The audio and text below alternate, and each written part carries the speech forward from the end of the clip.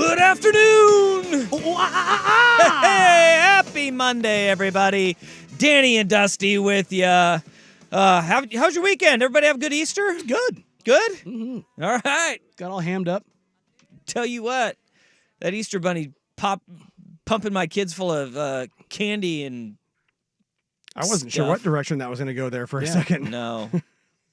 We went through a sugar rush far too early in the morning, a sugar crash, and then a second wind. And I tell you, it's a whole deal, man. Are you a Good Lord. get it all done in one day? Like let them mainline all of the candy in one day so it's not there for 4 weeks type?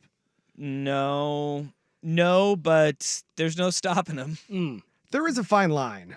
There's a fine line. You dance that line. Yeah. You don't want to. You don't want them puking Yeah. up the rabbit. You ever dance with the devil in the pale moonlight? Yeah. But yesterday, the weather was so dang nice.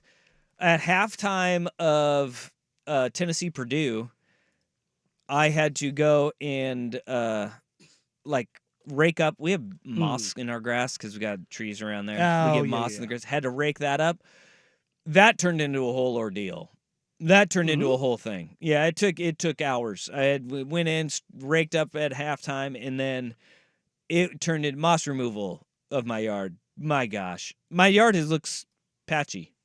It's bad now. Yeah. Oh, I You got did moss on not the turf? realize. No, front yard has to be grass because of Gotcha, the HOA. Because Yes, of of the course. home Nazis. Yeah.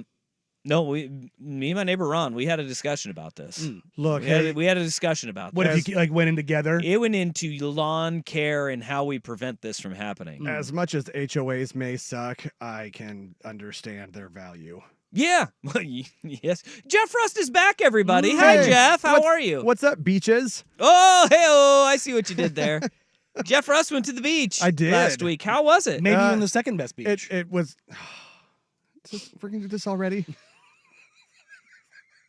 We're just gonna like- do this already. I like to just throw a little. Don't make me chaos, a go little into wrench like in I went there. on Sprague this morning. Yeah. Good Lord. Yeah, no, Manzanita, the goat, by the way. It is a great beach. Yeah. Number one in my power rankings Yeah, of beach the towns. goat coast town, in my opinion. Yeah. We were down there all week. It rained a lot. The garage door broke.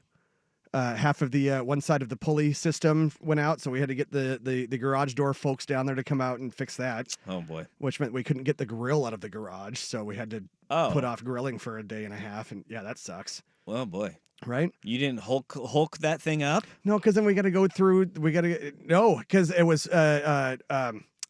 one side of it. So the pulley on one side. Okay. The cable, the cord completely came off. Couldn't even Hit the it weight went, room, bro. It went up a couple inches. Hello. Hey-oh. Hey-oh. And so on the other side, we couldn't get it to go back down all the way. So the other side, one side had come off the track. I Yeah. had to go to the other one to try to pull it down because we don't want to get rodents in the garage, right? And it took me my entire body weight lifting on the top of that side of the garage door and basically doing a pull-up, or at least to the best of my abilities, Hey-o. but lifting all of my body weight off the floor to get that to go down to where I was fairly confident rodents could not get in the garage. Wow. Yeah, That's brutal, dude. it was stuck. That's brutal, dude. But they came out the next day. They got out there quick, and yeah, so we fixed that. Manzanita is a great beach town. It is. What is this Brandon Sprague beef that you're Dude, talking about? he's trying to tell me that it's like not even a top 5. And he's trying to rattle off Seaside Whoa. and Cannon Beach and Newport. Newport. No. He even listed a Garibaldi in there first ahead of it, Wow. and a Rockaway, and Whoa. exactly. Whoa, This is whoa, egregious. whoa, This is whoa. egregious. Yeah, you can't throw some Rockaway especially. Out. Yeah. Out on Rockaway. Yeah. Out on Rockaway. That should not be listed in top 5. Newport, not in your top 5 No. beach towns. Because Newport, you got the aquarium. What else you got? It is a pretty good aquarium. You got Crickets. don't Crickets. they got some outlet stores there too, don't they? In Newport. Do they? I don't Newport, know. not I don't great. go down that far south much because there's no reason to. Yeah. Just off top of my head, my mom's coastie, so this is with authority. Yes. Okay. Mhm. Number 1, Manzanita. Number 2, I'm going Pacific City. Number 3, Cannon Beach. Those are my official rankings of the top 3 beach towns in the United States of Oregon. I'm not going to lie that Pacific City is a little bit of a blind spot for me. No, Pacific City is great. But Manzanita is great because slow it's a small town, very slow, but you have a great dive bar. Yes. You've got a winery. Well, I guess which one are we talking about? And are we talking about the one right in town, or are Yeah. we talking about the At the top of the road, lighthouse- at or are we top talking, of town. Well, I was gonna say on 101, the lighthouse. I won't call that I won't call that in town. Okay. But that is also a great place to Because go. the lighthouse is the dive bar. Yeah. Yeah. But in town, nice little dive bar there. You've got pizza place that is dynamite. You got a Mexican place that's good. You get ice cream that is there. The coffee place, 2 coffee places are pretty good. Mm-hmm. You got one has great breakfast burritos. The other one has ice cream there. Exactly. In a huge beach. Yes. Their beach is enormous. For such a small town, it's a And- very long. It's a big beach. On great days, it can be protected by the wind too. It is a little bit windy, a Yeah. little bit breezy there. Well, it's the Oregon That's coast. the Oregon that happens. coast. No matter where you are on there, that happens. Manzanita is fantastic. I though. will say, according to the Oregonian, Manzanita not top 10. See, Oregonian doesn't know what they're talking they don't know about. squat. Don't go that. No. Pacific City is great too because they've got a great beach. They got the Dune, they got Pelican, they've got Doryland Pizza, they've got Magpies, they've got I have it right here on my computer Yeah. for those watching. They got the Sportsman's. Looky right there. They got the Sportsman's, Got that which coming is up on the stream. you want to talk about a great little dive bar. That's a great dive bar. Pacific City is fantastic. So yeah, you're like you said, your mom's a coastie. You come from Yeah. coasties. Yeah. My heritage goes back to the coast a Yeah. long time. Look at see this mustache right here? It's screaming police mustache. Yeah. My grandfather was the cop in Cannon Beach. Yeah. When my mom was growing up there. So I got a soft spot for Cannon Beach, but they got the shops, they've got more food options, but it's still low key. And here's the thing. You're going Garibaldi, you Rockaway. I mean, you're getting coasty folk. Yeah. Right? Yes. These towns have got some really good people there too. Oh, absolutely. Yeah. You They will got fi- really good You people. will not find finer people than on the coast of Oregon. Yes. Who else would want to blow up a whale with dynamite? Paul Lindman. I mean, look, the further south you did go down the Oregon coastline. The more dynamite you find? Number one on this list, You Newport. mean like towards Newport? Newport is See, not number one. Listen, and that's the main No. number one reason why That's that not it. list is BS. Yeah, I'm not buying that. I'm saying the Newport. underwater tunnel in Look, the aquarium Newport does- is not it's- number one on it's anybody's doing list. a lot. It's because it's got Except for the Brandon aquarium. Spring. Yeah. It's where they have the aquarium. I would, and this may be controversial this time. This is big aquarium stepping in. It is big aquarium. They're riding the coattails of Keiko for a while, like for far too long. Yeah. Keiko hasn't been there in 20 years. Well, by Okay. the way, Keiko wasn't in Newport. What? Or no, I'm sorry. I'm thinking of the movies. You're Yeah. thinking Free I'm Willy? thinking of Free Willy. No, Yes. Free Willy not shot in Newport. Not Newport. but that's where Keiko's pin was. Yeah. I Newport overrated. I will throw Astoria above Newport. Oh, absolutely. In a heartbeat. That's not even a question. I will go Gearhart over Newport. And Gearhart is like that's just not even like necessarily an actual town. It's like a community, like Aloha. I will. Wow, are you saying Aloha isn't people? No, I'm saying Aloha isn't a town. It's a community. It's an area. It's an idea. Hmm. Wait, it's not a town? I do not. I mean, I think it's a mailing address. I think it's a yes. town. Well, no, it is a mailing Does address. but Aloha it's have not- a mayor? I do I not think believe so. that's going to be. I do not believe so. That's going to be. Look, there are Beaverton police, there are Hillsborough police, there are Sherwood police, there are Tigard police. Can you name me Aloha police? You cannot, because it does not exist. The technical term No, it's for Beaverton. Wikipedia is A- Aloha is a census designated place. Oh, see, I was going to go with a municipality. Okay. I think it's because Hillsborough and Beaverton were like, I don't want it. And then they just said, Look, they're not wrong. Hillsborough and Beaverton made good choices there. It does have a mailing address, though. Outside of Thomas Tyner, what good has come out of Aloha? whoa! Whoa. I said outside of Thomas Tyner, what good has come out of Aloha? Guy I know, Bob Patsky. Bill Brasky. No, that was a real name. Bob Patsky's real name. He's a great guy. Went to Aloha High School. Bill Brasky. Nick Costa, former Aloha quarterback, played at Arizona. Actually, turns out the guy that helped co-found NVIDIA went to Aloha. The one who went to Oregon State. Yeah, in your face. How many billionaires are coming out of your neighborhood, brah? Okay, got me there. Yeah, Yeah. yeah, in your All right, face. let's polish that Aloha turd. I have done it. I mean, billionaires probably carry a little bit of weight. I'm just saying. All right, As far as notable alum. notable Wally alumni? Backman? Wally Backman, Aloha High School, class of 1977. Oh, he was Aloha. I thought he was a Beaverton kid. Yeah, I'm not gonna lie. I thought he was a Beaverton kid. yeah, in your face. All right, Greg well- McMacken? He's a football I don't know coach. who that He used to be the head coach at Hawaii. Thomas Tyner. I don't know who Joe Wolfinger is, but he's on their notable alumni. I don't know. He might have a Dewey out of there too, just like Wally Backman. Easy there, bud. Ooh, Wow. Is that over the line? Yeah. Joe Wolfinger plays for the Toyota Gosai Scorpions of the Japanese Basketball League. Sweet. Basketball league you playing in? You're not playing for the Toyota Gosai Scorpions. And it's not Toyota like you think it's spelled. It's with Nope. a D. Oh, so it's not even the car manufacturer. No. No, Mm-mm. it's the off-brand. Mm-hmm. It's like if Pepsi was PEPCI. Yeah. Yeah. Yeah. Okay. CEO of Patagonia. He went to Aloha. Look, I think you're short selling Aloha. I might be. But guess what? You know what? When I was in school, Yeah. Aloha sucked at all things sports. They were horrific at To everything. be fair, That's when I was there 4 years later, that had not changed. Yeah. you're not So- that far off. Anyway, sorry, Aloha Warriors. You are a tremendous municipality. And cheerleading powerhouse. 2013, 14, 16 cheerleading state champions. Okay. For a school that opened in 1968, they have a staggeringly low amount of state championships in sports. Football 2011, I don't think I need to say more. track and field 1978 and 2012. Thank you, Thomas Steiner.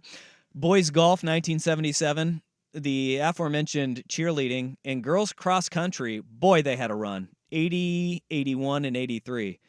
I'm assuming that female Thomas Steiner equivalent was on that cross country team for those 3 years. Probably saves it. That's talking Aloha. All right. How do we get on Aloha? Well, because we started at Aloha, and then because you brought up Gearhart. Oh, It's right, not right, even right. actually a town. It's It's in between. It's an area. It is in between. It's a neighborhood. I am I think Sprague is wrong about Newport. Most of Sprague's cities that you mentioned, and I want the man to speak for himself. Mm-hmm. He can speak and he can defend himself if he chooses to do so. But I'm gonna go ahead and say his list of coastal towns is not good. Well, and he felt so strongly about it that he Not even good. decided to, a little bit ago, within the last hour, call in on the studio line and talk to me about it and try to reaffirm his position. Yeah. And be like, this is also why you're wrong, Rust. That's right. Yeah. Look at Vancouver Ford text line 503-864-6326. Newport is a turd sniffer town. I'm not going to go that far. I will. All right. That seems oddly specific, but Yeah. okay. Seaside I feel like overrated. that's Tillamook. Astoria. Oh no, it does. No, it's just a turd smelling town. Yeah, it's a say. Yeah, that is. That Well, look, is there's a reason why the creamery is there. There's lots of cows and cow Also, we poop. got this far down. This is the first time we mentioned Tillamook. Well, because No, that's Look. not a coastal. Look, What- it is technically on the coast. It's a bay town. it is a coastal town. It is not a beach town. and nobody's. Whoa, like- whoa. Let's get this straight. There's Yeah. no beaches. Yes, there are. On Stop this coast Stop that. for Stop that. 150 Yes, there are. miles. No, stop that. If your sand is black, it's not a beach. It's not Stop. black. Stop. It's not black. And by the Don't- way, what's your problem, dude? Southern California beach elitist over there. Yeah. We've been through this Yes. several times. He doesn't. You don't need to be doing that. You don't need. That was a cheap shot. Well, no, Danny. look, and all weekend we're down there at 63 degrees, and you know what 63 degrees at the Oregon coast feels like? About 75. It's Yeah. fantastic. Tillamook is not a beach town. No, it is not. It is a coastal town. Mm-mm. No. Mm-mm. It is a coastal town, You'll stop at the creamery and then keep driving. right? Yes. And that's okay. It's what they do. They get cows and cheese. That's what they do. All right. Okay. All right. But Seaside overrated, Astoria underrated. I do believe Astoria is starting to become an underrated town. I watched the movie Goonies last week. Well, and again, Kids Astoria, watched Goonies. another case where not a beach town, it's a coast town. Yeah, not a beach town. I watched Goonies the other day, and look, this is weird. At the beginning of that movie, as they were explaining why the Goonies were going to be losing their houses, I had a moment where I was like, whoa, whoa, whoa, whoa, whoa, whoa. You're telling me we could have had a hillside golf course? I'm maybe on the side of the developers for a little bit. It was a little bit of me that was like, come here with the developers. Look, and the then I wouldn't have had to go all the way to Bandon. Look, you know, the Astoria like, CC, they got a nice course. I mean, yeah, if you like big valleys that you're knocking your ball off the walls of the entire time, but yeah, I mean, So golf in Oregon. yeah, golf in Oregon. He's not wrong. It was I had my moment watching Goonies, but it's not just Goonies anymore or fishing. They got a lot of good breweries there. You got Bowie, you got Fort George, Breakside. Breakside's got a place there. I think so. Now. Yeah. I mean, it's up and coming with their restaurant scene in Astoria. Yeah. It's sneaking up on me. And that bridge is terrifying. That bridge is nightmare fuel. It's terrifying. Nightmare fuel. Yeah. Yeah. Ugh, Man. I hate it. All right. Danny, are you done making fun of our beaches over there? No. Go back to Southern California and enjoy your 85-degree beaches. Yeah, the one I could get in the water and it doesn't hurt. It doesn't hurt. It just takes a little getting used to. No. Look, I keep most of my Southern California elitism to myself, but this one I'm going to let it shine. Look, it's like when you walk into They're a pool. significantly When better. you get into a pool, you gotta give the twig and berries a minute to warm In a up pool? to things. Yeah, in a pool. No, pool. Even like at a hotel pool, you no, gotta the give the temperature's berries a minute. controlled. Anyway, we were talking to somebody up at ALNA who had just moved up here and was a surfer, and he's like, and I said the water's cold. He goes, "There's wetsuits for that." And I was like, "No, there's not. There's dry suits. Yeah. There's dry suits for surfing on the coast here. No, you cannot spend substantial time in the ocean surfing without a dry suit and being comfortable. I guess it is too cold." I'm gonna make one last point, Mr. Southern California guy who Mhm. likes to come here and wear shorts all of the time. Yeah. He made a good point. Thigh season, baby. Yeah, who likes to come here and wear shorts all of the time? Don't go talking smack about the Oregon coast because you're always in shorts. It's not and saying smack if too it's cold. real. You say it's too cold. You wear shorts all the time. I'm trying to force it out. That's a drop. But It's gonna hurt. God, we stepped on that one too, didn't we? Yeah, we Damn it. did. All right. I stand with Jeffrey Rust on this. What is your ranking of coastal cities, Danny? I mean, I don't really have a ranking per se. I lean towards Cannon Beach just because that's where my wife and I went on a bunch of dates early on. yeah. Okay, Cannon look, Beach, this yeah. is coming from somebody who says that Manzanita is the goat. Cannon Beach is so bougie. Which, And this is coming from Manzanita guy. which again, I mean, yeah, I'm not going to argue with that. I mean, if we're calling that bougie, we got to really step up the game on the Oregon coast. Well, I mean- folks. Well, but and I think that proves the point. Well, Yeah. look, and what do you got in Canada? Shopping? And you got Moe's. At least you got Moe's. Look, I can see Haystack Rock from Highway 101 up on one of the viewpoints. I don't have to stop in Cannon Beach to look at it. Yeah. What else has Cannon Beach got going for it? You got Moe's. Oh, candy shops? Sweet. Stop at every other coastal town. Rust is triggered. I am. All right. We will Fired have up. some sport today. Maybe a little bit. Maybe a little bit. A little bit. Blazers There's not much lost. to talk about. Blazers lost by 60 over the weekend. Again. Maybe we'll get into that. Probably. We got the city of Portland is under fire. Maybe we need to defend Portland in this regard, in sports related, because the NCAA has come out and they are not really being. They have not come out in a fashion that is commiserate with what has gone on in the Portland Regional. No. They are not addressing this nearly to the degree that they need to. No. They need to get out in front of us. But They're already behind it. Yeah. They're already behind it. So we got that we need to get to. But where we got to start, the Final Four is set, and I've got a question for you. Is DJ Burns Is he Yes. the king of our Cinderella stars? Danny Dusty on the Fan.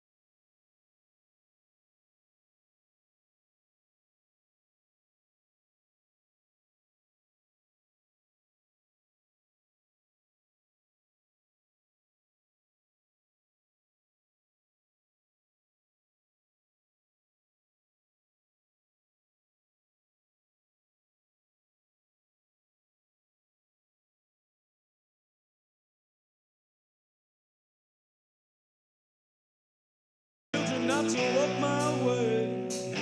Tell your children not to hear my words. What they mean, what they say. Mother. North Carolina State Wolfpack are dancing all the way to the Final Four, outlasting Duke behind the DJs, DJ Burns and DJ Horn. I have to admit, on Friday I said I didn't have as much of a problem with Duke anymore because Coach K's gone. Boy, that went out the window. That sure went out the window. I love Duke. That I am here to admit I was wrong. I saw Duke and they started playing and then they started cutting away to the crowd and I saw John Shire and I was like, yep, nope, I'm out again. And that was very quick how much I turned on that because it was like games of importance and games of note. You realize how insufferable Duke fans can be on social media. No, how insufferable Duke fans are on social media and just watching them play. I was like, yeah, I'm out again. I'm out. I was wholly in on NC State yesterday and our king, DJ Burns, who... We were robbed, though. What? We were robbed of heart, hustle, and grit in the Houston Cougars against North Carolina State. Because that would have been a fun matchup. Yeah, and that's a tough one when... Yeah, Shed's ankle goes upside down. Yeah, and Shed being out, obviously, It ruined their best player. I was impressed that it was only a 3-point game. But Kelvin Sampson said it best. He's like, look, when Shed goes out, it's an unfair fight. Yeah, emotionally, And that's what they were spent after that. But yesterday we have NC State and Duke, where NC State becomes, was the second 11 seed in the last... Wasn't old boys from Loyola Chicago? I think they were an 11 seed too. I think you're right. Yeah. But I mean, no team higher than an 11 seed's ever made the Final Four. Yeah. Here they are, tiny, and it is really cool to watch this team operate. It is. I mean, they are long. DJ Burns is a dancing ballerina out there, and he's doing Great it for feetsies. all those kids that wear that black stripe on their helmet and are told you can't carry the football. Yep. Because all those big fellers, they play basketball to a certain point, but then they start living that lineman life. Yeah, absolutely. And the great thing about DJ Burns, he quit playing football when he got his first scholarship offer for basketball. Do you know how old he was? 13. He was in 8th grade. Yeah. He was an 8th grader when he got his first, 14. He was 14 when he got his first scholarship offer from Winthrop to play basketball. Quit playing football at that point. They saw the footwork. Dude, his spin move is so quick. No, he's for got a man that big. elite feet. There's no doubt about it. He has elite feet. And now you have them dancing their way to the Final Four. Where do you remember what happened when Utah hosted College Game Day and they were playing against Oregon and Steve Smith was a guest picker? No. Okay. Well, because this is golden right here. Look, Clemson has been struggling. They're not the Clemson we've loved over the years. But NC State, unfortunately, they're waiting for basketball to start. Yeah, you're right. You're right. Tell Steve Smith in the studio, this ain't a basketball school. He can kiss my ass. That was a cut up to Dave Dorn after they beat Clemson. No, you're a basketball school. Steve Smith was right. He was right, buddy. Steve Smith Sr., he came out swinging on College Game Day. Dave Dorn took issue and exception to that. And here come the Wolfpack, the most losses of any team to ever reach a Final Four. They have 14 losses. The previous record was 13. And I thought Ian Eagle hit the nail on the head on his call. Get it in. And it's over. This is what dreams are made of. An unlikely run to the Final Four for NC State. Echoes of 1983 and the Cardiac Pack. I obviously was not alive. Not alive. In 1983. Not but into that. I watched that 30 God, I for hate 30. you. Yeah, I know. I watched that 30 for 30 on that 83 team and Jim Valvano and the Cardiac Cats. Just Valvano out there running around looking for somebody to go hug. But this does it kind of feels like, that team where nobody's giving them a chance. And remember, they came through that Cinderella run. It started in Corvallis, according to 30 for 30, from what I remember of it. And Thurl Bailey and those guys where it was led, by a big man. And you're just kind of, at every turn, people are doubting you. at every single game. You get hot at the right time, though, at the end of the season. Utah Jazz, great. Thurl Bailey. And you are sitting there at the end of the day with a puncher's chance just as good as anybody else to win this thing. The interesting thing about where things currently sit in this tournament, and you're seeing this shift in basketball. Big is back. Every team that's in it right big. now, they run through their big man. Yes. Zach Edey. I forgot what that dude's UConn, the 7'1" Klingon. kid, Klingon at UConn. Mm-hmm. Obviously, I believe it's pronounced Klingon.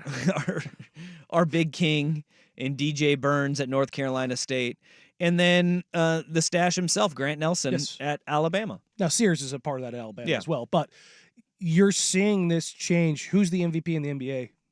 Last 2 years. Nikola Jokic, Or 2 of the last Joel 3 years. Embiid. Yeah. You're seeing this revival of the big man, and it's finding its way down because what ended up happening is the counter to going more skilled, not necessarily more smaller. In the NBA, it's more skilled. In college, it's smaller. We'll spread you out and make you work, but in college basketball, the shooting's inconsistent.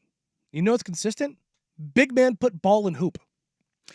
Like Zach Edey. Like Zach Edey, very like tough to DJ stop. Burns, like Klingon. Well, hell, even Duke. But prior to running into DJ Burns and Filipowski getting into foul trouble, in and that also game, Filipowski has struggled all season with physicality. That has been the knock on him going into the NBA draft. But they ran their offense through their big man. Mm-hmm. I mean, they absolutely 100% have. The best teams in the country, that was pretty much the case, and that's and where Fale Dante in Oregon got hot and went on a run. because Dante hit everything. Yep. Dalton Connect with Tennessee is a big wing. He goes cold for a bit, and Tennessee finds himself on the other end. That's the nature of the beast now. Is that you are seeing big, thick guys matter again, and DJ Burns is at the forefront of that. I think DJ Burns, I think he's up there in like the lore of March Madness. And we're in an era where we forget so quickly about these tournament heroes. But I feel like DJ Burns has got staying power. One of those guys 20 years from now that we are going to still remember. Oh, for sure. Because of this run, his charismatic nature, and the fact he's taking his team to the Final Four. He's backpacking them. I mean, try to think of it. Who are the great heroes of March Madness? And we'll go back and we can go through them. Mm-hmm. And you could sit there and you could be DJ Burns is going to have that lasting imprint, especially with the big plays in the way he's handled himself. First, we got Rust with SportsCenter. Now, from the Fan Sports Desk, a SportsCenter update on 1080 The Fan.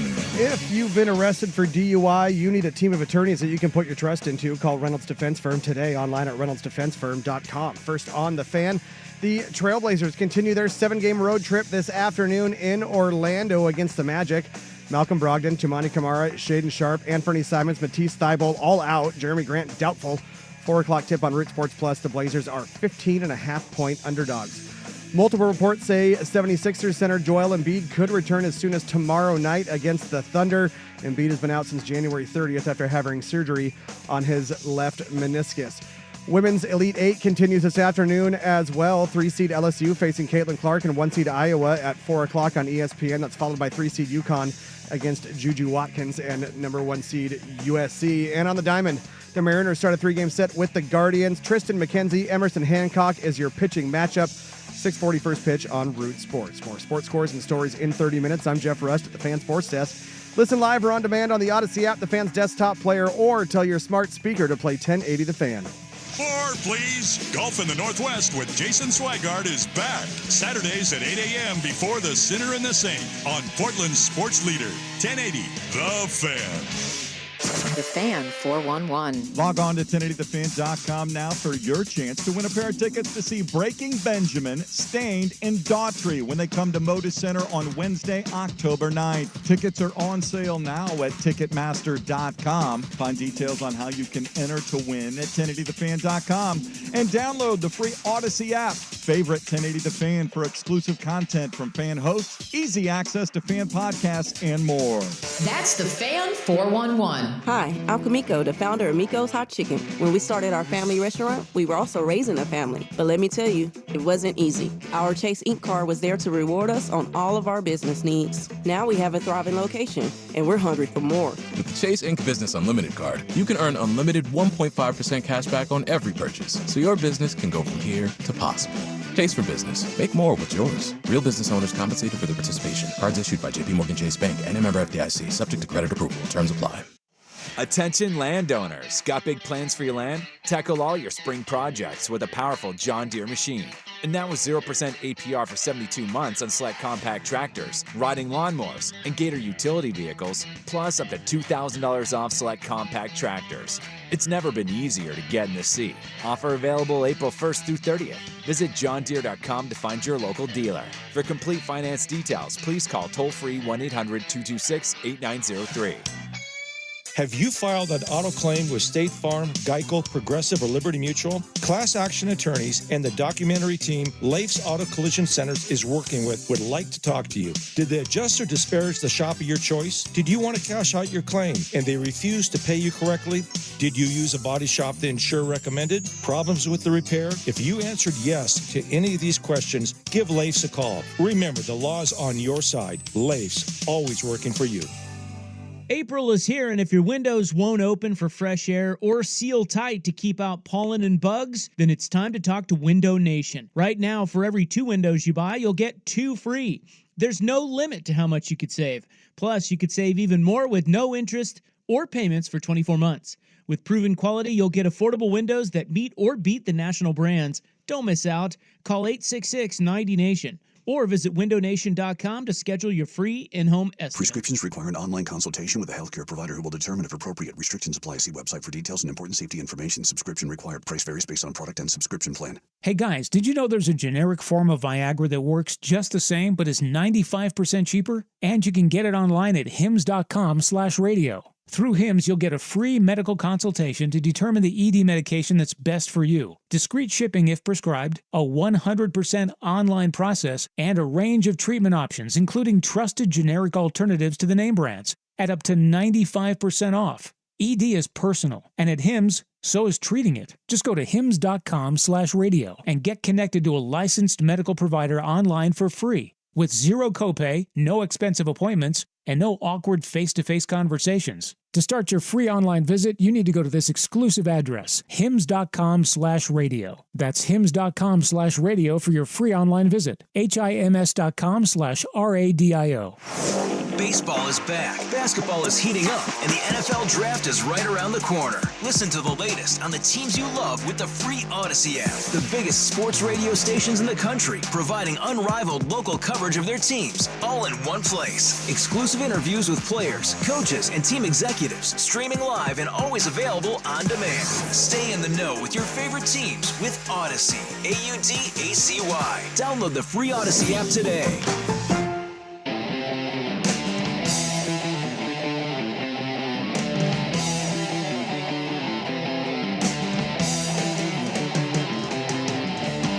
This is Danny and Dusty on the Odyssey app and Portland's Fan. DJ Burns is getting up there, man, in that all-time pantheon of March Madness stars, because anytime you have a guy that shines in the NCAA tournament, they live forever. Like, even when you're on great teams where it's kind of expected, right? Like Mario Chalmers or Chris Jenkins, when he knocks down the 3, and that shot is going to live in infamy. Sure. In March Madness lore, because Christian Leitner made a Leitner's career out of it. Yeah, Christian Leitner. Everybody remembers that, and you could be a great player, but those moments will be ingrained in your head forever. But everybody loves it a little bit more when it comes from a Cinderella or an unproven, right? Like Gordon Hayward.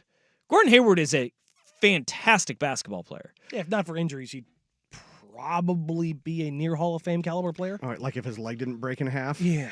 But Gordon Hayward will always be a legend because he carried Butler, right? And went toe-to-toe with Duke. And that half-court heave damn near fell. And it doesn't even have to be the shot that falls.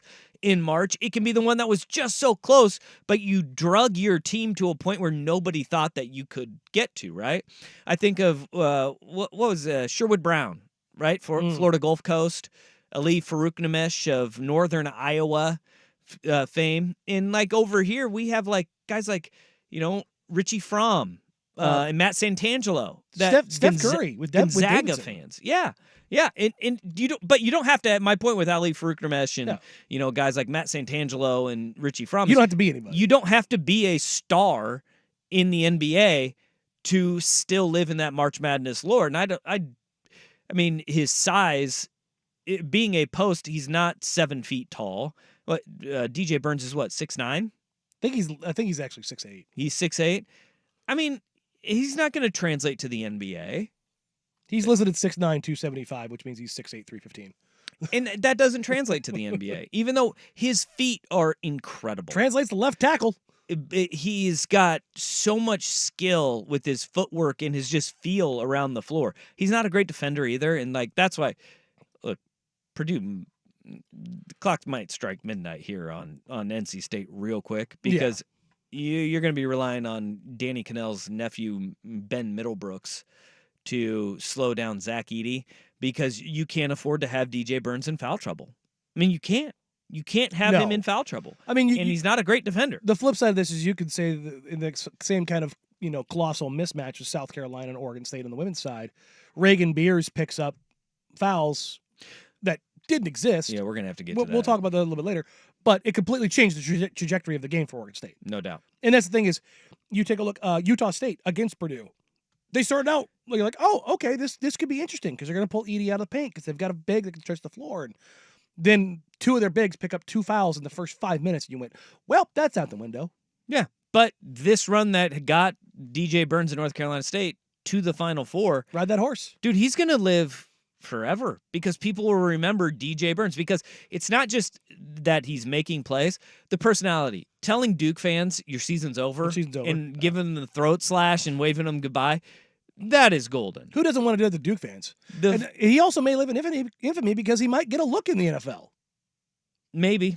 Yeah. Jim Nagy's got a tweet earlier. He's got text from a GM, an assistant GM, and college director all within an hour of posting this on Friday night. NFL interest in DJ Burns is a real thing.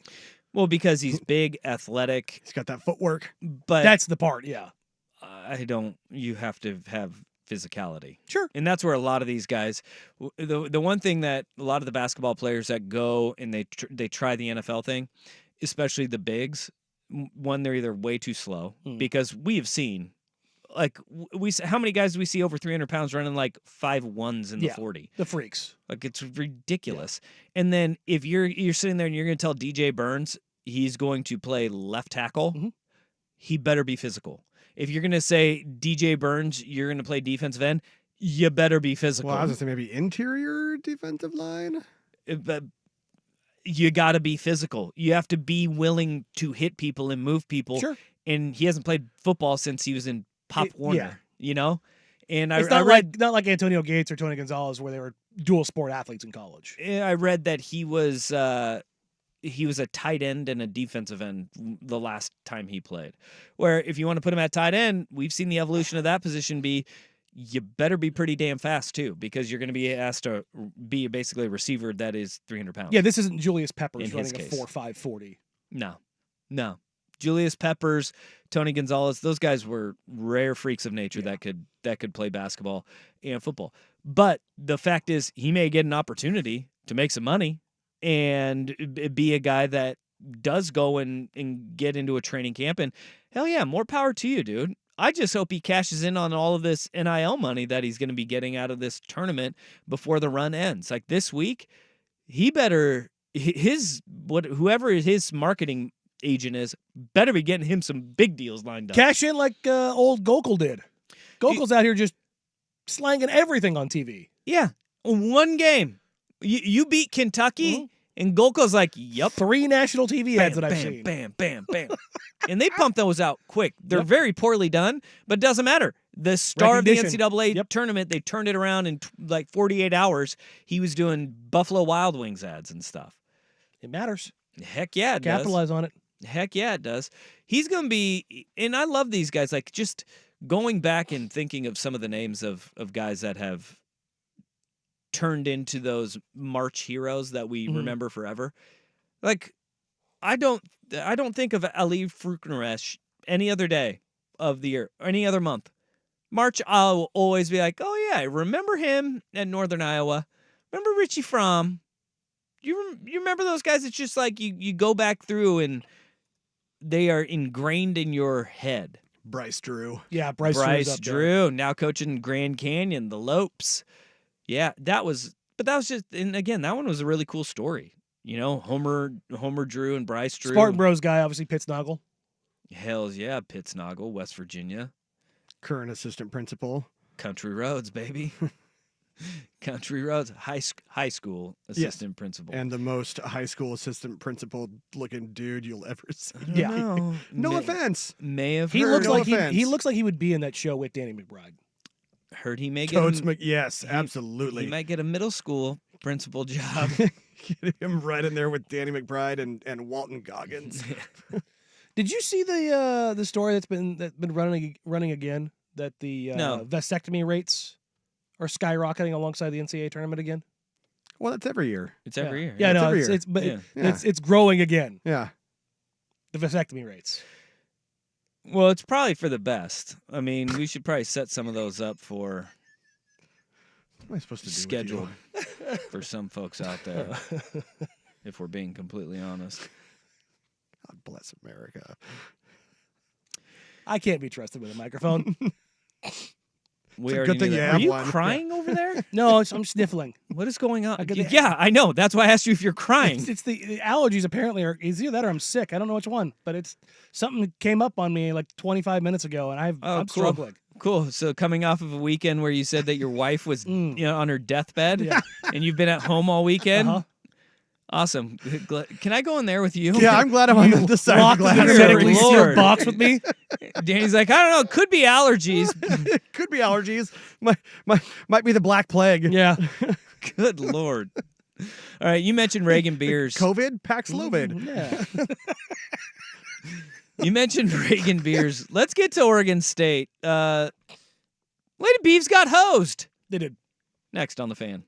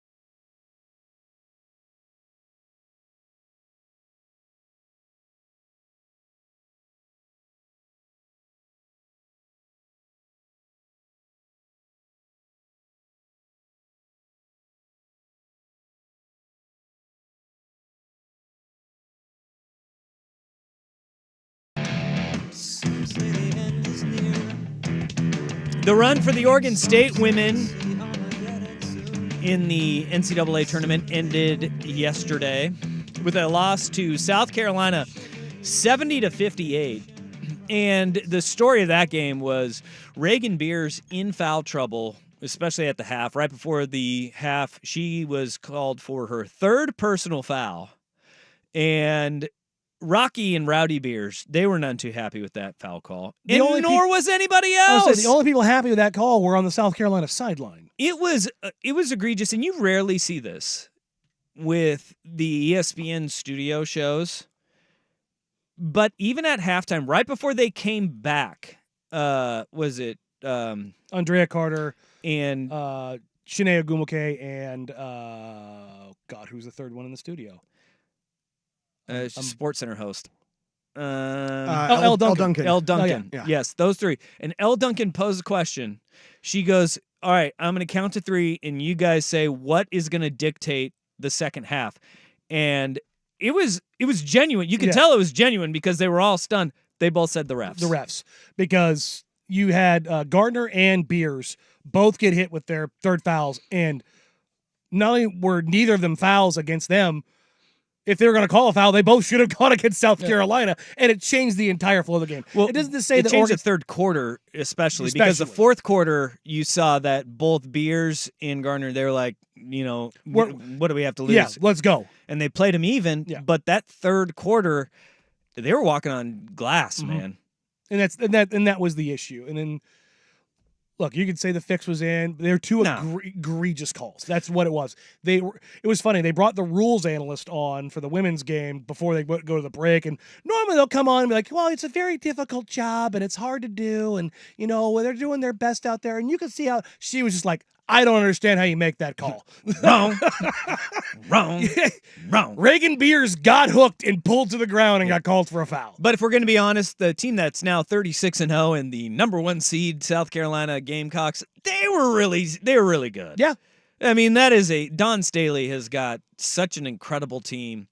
And, no shame in the game losing in the Elite Eight to South Carolina. I loved what Scott Rueck had to say after the game. We got this from Brenna Green of Coin. Mm-hmm. She played this because, Rueck was asked after the game, what does this mean, to you guys? And what's it mean to be at Oregon State? And I loved what he had to say. It's my university, so I care. It's my mom's university. She's sitting back there.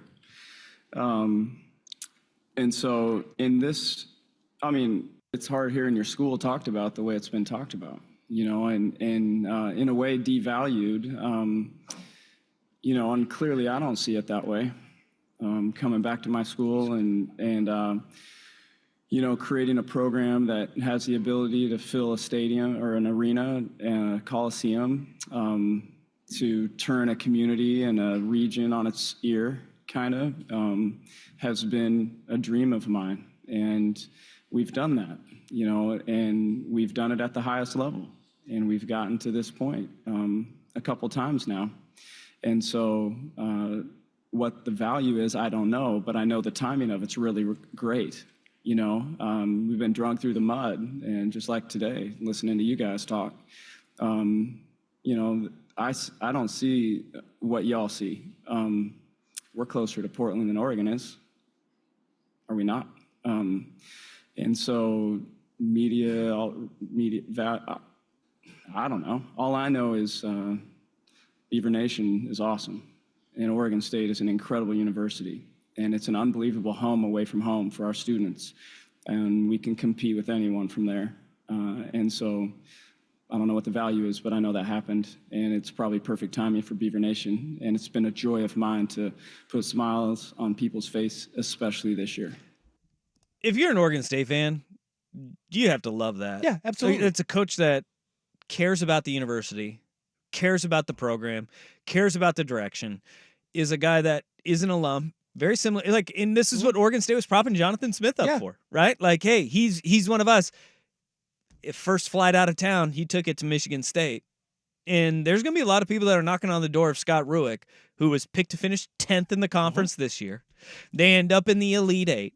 He's got a great thing rolling. And I'll tell you, like, Scott Rueck is Oregon State through and through. He's State of Oregon through and through. He is. And Dawn Staley in her post-game presser talked about how great the program is and how great it's going to be going forward.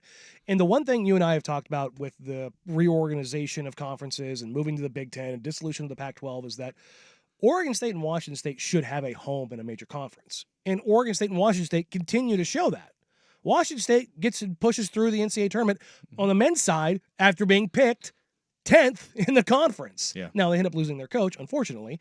But Oregon State on the women's side, being successful yet again after the men's team a handful of years ago under Tinkle making their surprise run to the Elite Eight. The baseball team being one of the best in the country. You continue to find across the board, both universities continue to perform above what you see at most universities. I think that one thing that he mentioned there, though, is that, you know, when you talk about market size, he's like, we're closer to Portland than Oregon is, yet Oregon gets the Portland bump. Mm-hmm. For whatever reason. Well, and I think it's hard for people on the national level to see that this state is truly divided. We're right about 50-50 on Oregon and Oregon State fans. I mean, it truly is. And on the national level, though, Oregon's branding is better. Would make you feel as if Oregon is 80-20. exponentially more popular within the state of Oregon because exponentially they are more popular across the country. Mm-hmm. And what it comes down to is football success and football staying power. And this has been the problem with both Oregon State and Washington State. Is the up and down nature. Is they've had some roller coasters where their peaks aren't as high as, and look, Washington went 0-12. Let's not like it, but their valley was really low. But their peak was they played for a national in the college football playoff, right? They're in the national championship game. And so the peaks and the valleys their peaks are never as high as the teams across their state. On the women's basketball side of things, shout out to Oregon State and the women, the Lady Beavs. They had an incredible year. Reagan Beers is a kick-ass story. She's a ton of fun to watch. Tally von Onhoffen. I loved what she said after the game. Yeah, I mean, she's like, "We're not TikTok stars. We're trying to be, but we're not there yet." Yeah. I mean, this is a fun team. Donovan Hunter, like you look at this, and a lot of it is it's regionally grown. Like this isn't a team made up of. This isn't UConn or Stanford or South Carolina where you're like the best players in the country hand selected to go play at these schools.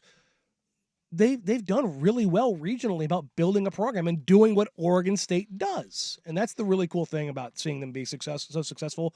And, you know, there was the push to make them America's team, and for 2 weeks they were. And like, you know, one of the things about some of these college athletes and whatnot too is you don't know what you're going to get when you put a microphone in front of their face or you try to do an interview. But a couple of weeks ago, Sprague had Reagan Beers on Dirt and Sprague, and she was engaging and she was great. I don't think you can be named Beers and be right? Shriveling violet. There's no way you have brothers named Rocky and Rowdy and you are a Yeah, how do they go Rocky and Rowdy and then Reagan? I mean, you can't. There's got to be name a daughter Rocky. Well, but I mean, there's got to be something there, right? There's got to be something. Rusty. Favorite president. You could do worse. Favorite president, like Reagan. Reagan, right? Yeah. Bam. Great. Nailing it. You know, when you name your brothers Rocky and Rowdy, I think it's on brand. Got it. Nailed it.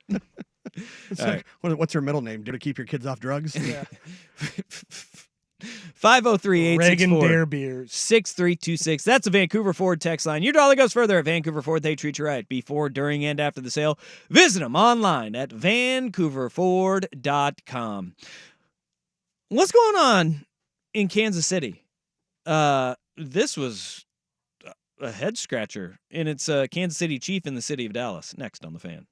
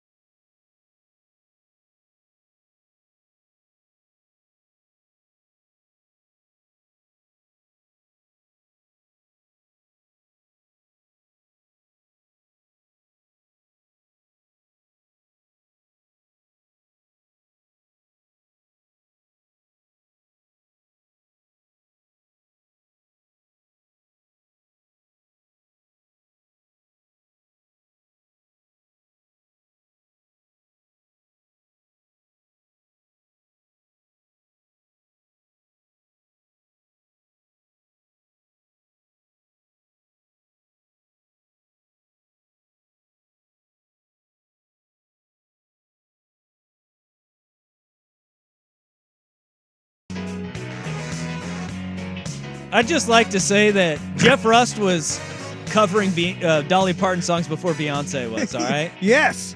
Before Beyonce went country. He brought country back. Yes. Jeff Rust was doing it. Suck on that, Queen Bee. I don't care if this gets me attacked by the Bayhive. That whole, did you see that thing that went viral? It was No. Page 6 or one of those Variety, one of those stupid trade magazines that said that Beyonce brought life back to country.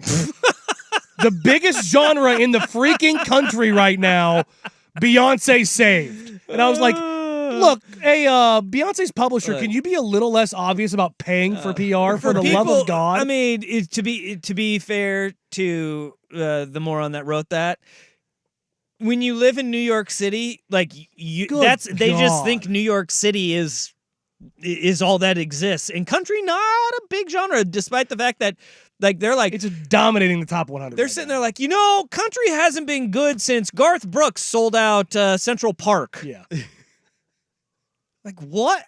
Where have you been? It's like a country renaissance right now. Like, I'm not even a country fan, and I have like 10 country songs in my playlist. But you know what? Country music fans are sitting there like, this ain't country music anymore. I am definitely guilty of that. I will say, too, the other day that the 9 to 5 came on the radio, and I was a little bit taken aback when I heard Dolly Parton's voice come on, and not mine. And not you. And not your own. It's like, whoa, that's hey, startling. She did a pretty good, what happened to noon to 3? She did a pretty good cover. Yeah, she did all right. So she might have a good career ahead of her. Jeff Rust is our very own Beyonce. So I'll take that. Sup, bae? Hey, I'll take that. Be a billionaire? Yeah, please. All right. Not on this salary. Looks like Jay-Z sings like Beyonce. Our own Jeff Rust. All right, sure. I mean, you're not nearly as beautiful as Beyonce is, my friend. Give me a helmet and stick me on a wave runner, huh? And both of you did outkick your coverage, though. Yes. Yeah, I mean, very true. I will give you that. Yeah. You and Jay-Z both outkicked your coverage. By about the same distance. Yeah. All right. What's going on with Rashee Rice? You see this story yesterday? This was wild. Yeah, this, well, as a Raiders fan, not the dumbest thing I've ever seen a wide receiver do. Yeah. In a vehicle. But if you don't know, yesterday there were reports that came out. I don't know how TMZ does this. They are incredible at this. They are the best, legitimately. This is as dumb as the world has gotten, but you also have to give them credit. They don't get it wrong, and they get it first. Well, and they were always they were a joke for so long. I don't know how they made this pivot. They were a joke and a but tabloid. They are the it. number one breaking news investigative reporting search. Like they turned a corner. So what happened? What had happened was there was a report of a 6-car pileup on a Dallas freeway yesterday, and it almost immediately the TMZ knew that Rashee Rice, one of the vehicles, was registered to Rashee Rice, Kansas City Chiefs wide receiver, and it was like, and it was like cars traveling at high speed was the very first report of it, and then like within an hour, TMZ has not just like grainy photos or grainy video, they have like HD dash cam video of 2 cars, a Corvette and a Lamborghini, weaving between traffic. I mean, going, I don't know how fast they were going, well over 100 miles an hour, unless the cars that were driving were going 30. Don't think that was happening. But trying to weave in between like a car and a cement barrier, trying to like thread the needle, and they both hit each other, hit the car, spin it out, and 6 cars end up in the crash. TMZ not only gets the dash cam video from a car where I don't even know where you start to track that down so quickly. Yeah. They probably come to you. But then they have high-resolution photos of, they have cell phone footage of somebody else who was in the wreck. I mean, these filming Rashee Rice and his friends leaving the scene. And they get in, and a white car comes in. They all hop in. First of all, the Corvette was like packed in like a clown car. Yeah. There was like 5 dudes that pile out of this little Corvette, and they all just kind of walk down the freeway, and you have like pictures that people were taking of them walking like they're looking right at the camera, and they hop in their car, and boom, they're gone. Now Rashee Rice is wanted for questioning because one of the vehicles was registered to him, and they just like bolted from the scene. And the thing that could hoop Rashee Rice is one of the laws in Texas for leaving a crash scene. They're typically felonies everywhere. If you are a driver, is far worse than being a passenger. And this is where he could get popped big time, is if they can identify him as hopping out of the driver's side door, then all of a sudden this looks even worse for Rashee Rice. Yeah, states don't mess around with hit and run. No, especially a 6-car pilot board. Yeah. Thankfully, nobody was killed. I think there was one injury that was not life-threatening. I mean, they are so lucky that this is just how it ended, that a couple of cars just kind of spun out, because somebody could have died. I mean, first of all, We've seen they this could again. have died. Henry Ruggs third. We've seen this. And TMZ had it like first it was like allegedly they were racing, and then you see the video and you're like, okay, Yeah. we'll see how it goes. And then you're like, Yeah, they're racing. They're racing down. There's no ifs, ands, or buts about it. They're going Hondo. And in broad daylight. Like middle of normal traffic hours. This is dumb. Boy. Whole lot of dumb. And just think of like the things surrounding the Chiefs and their car issues that they have with Andy Reid's kid, right? Who was wasn't he granted clemency for his DUI, where somebody was like a life-altering injury in that to a child, if I'm correct. And then you had just before the Super Bowl, like it has nothing to do with the team directly, but Patrick Mahomes Sr. getting his DUI in the state of Texas. Like all of these things, like they're talked about within the facility of the Chiefs, like, hey, maybe street racing in broad daylight or at any time, not the best idea for you, NFL player. They can't stay away from the dumb. No. That's not just the Chiefs. I could say it's probably the wide receivers, because they find themselves in this far more often than the linemen do. Yeah. This is... Get a hold of your people, Dusty. This is going to be ugly. Yeah, I mean, receivers are dumb. I mean, I speak for all receivers. Dumb. But this story is about to get a whole lot messier, because ProFootballTalk.com, and I believe the first person to have it was Josina Anderson, who's now with CBS Sports, said that Rashee Rice has lawyered up in this. Smart move for him. Yeah. But this is going to get a lot more messy than it before we hear anything cleaning this thing up, because the pictures, they are crystal clear of the people getting out of the cars and where they were getting out of the cars from. NFL players don't get arrested in the offseason challenge failed miserably. We've already got two guys who are, what's his name? Sutton from the Lions just domestic violence, turned himself in for DV. And now you've got this guy, racing at over 100 miles an hour. And other sad news out of the NFL, Vontae Davis found dead, age of 35. I never, because it is April 1st, it's April Fool's, and we always see these stupid jokes that I waited until probably 10 people had. Now the Buffalo Bills and ESPN have all verified. 35 years old, he was found dead in his home alone. Well, which is terrifying. No foul play is thought right now. Is that what's terrifying is that in this day and age we have to be like, oh my God, it's April 1st. Is somebody trying to make a ridiculous, sick joke? Yes. What are we doing here? You're not wrong. You're not wrong, but we're here. So a very odd weekend in the news cycle from the NFL with the Rashee Rice and the Cam Sutton issues that are going on, and then obviously the tragic news of Vontae Davis today. Long time Indianapolis Colt, and then remember, he retired mid-game as a Buffalo Bill. He's like, nope, I don't got it. I'm out. And they're like, oh, at the end of the year? No, I'm done. Not coming back out at halftime. I ain't doing this anymore. Which is if you're gonna retire, go out the way you on your terms. His terms were nope. He felt the twinge of the hamstring and he went, nah, I'm good. This ain't it, man. This ain't it.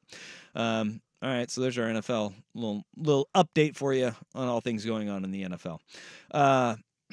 We'll get back into the Final Four, because what UConn did, we should really take a minute to appreciate how dominant this UConn team is. Danny and Dusty on the Fan.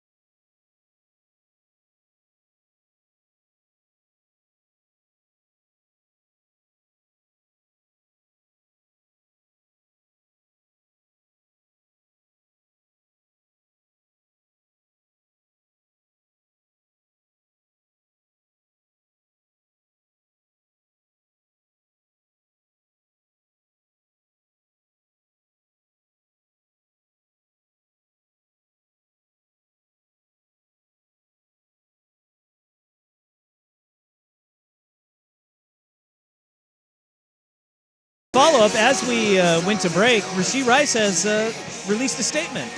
Well, his lawyer did. His lawyer did. On his behalf, following the car accident that he and his bros may have called. Saying that they are going to cooperate with authorities. And T's and P's to all those impacted. Yeah, gave the thoughts and prayers there. Now, as I was watching the video, it kind of does look like he hops out of the passenger seat, if it is in fact him. The guy who, well, one of the guys who resembles Rashee Rice the most. It's either that or it's the best move ever. And he just climbed over the passenger seat. Yeah, because the windows are tinted out. You can't see into that thing at all. It really is. It is blacked out. Very tinted windows. but that could save him. Like Chris Carter said, always have a fall guy. Always have a fall guy. All right. UConn absolutely dropped the hammer on Saturday against Illinois. The Fighting Illini booty ball was no match for UConn, which Klingon went for 22 and 10 in that game. What he had, I think he had 3 steals and 3 blocks too, for UConn. But that game at one point was tied at 23 apiece. And from the minute 53 mark until I think it was like 11:52 or something like that. Yeah, of the second half, they went on a 30-0 run. I've never seen anything like that. I've never seen anything like that. UConn, as a basketball program, has only seen that one other time in its program's history. In 1990 against New Hampshire, not an NCAA tournament game, not an Elite Eight game. In 1990, a regular season game, they went on a 32-0 run. In the Elite Eight, they went on a 30-0 run, and they have just been absolutely crushing teams in the NCAA tournament.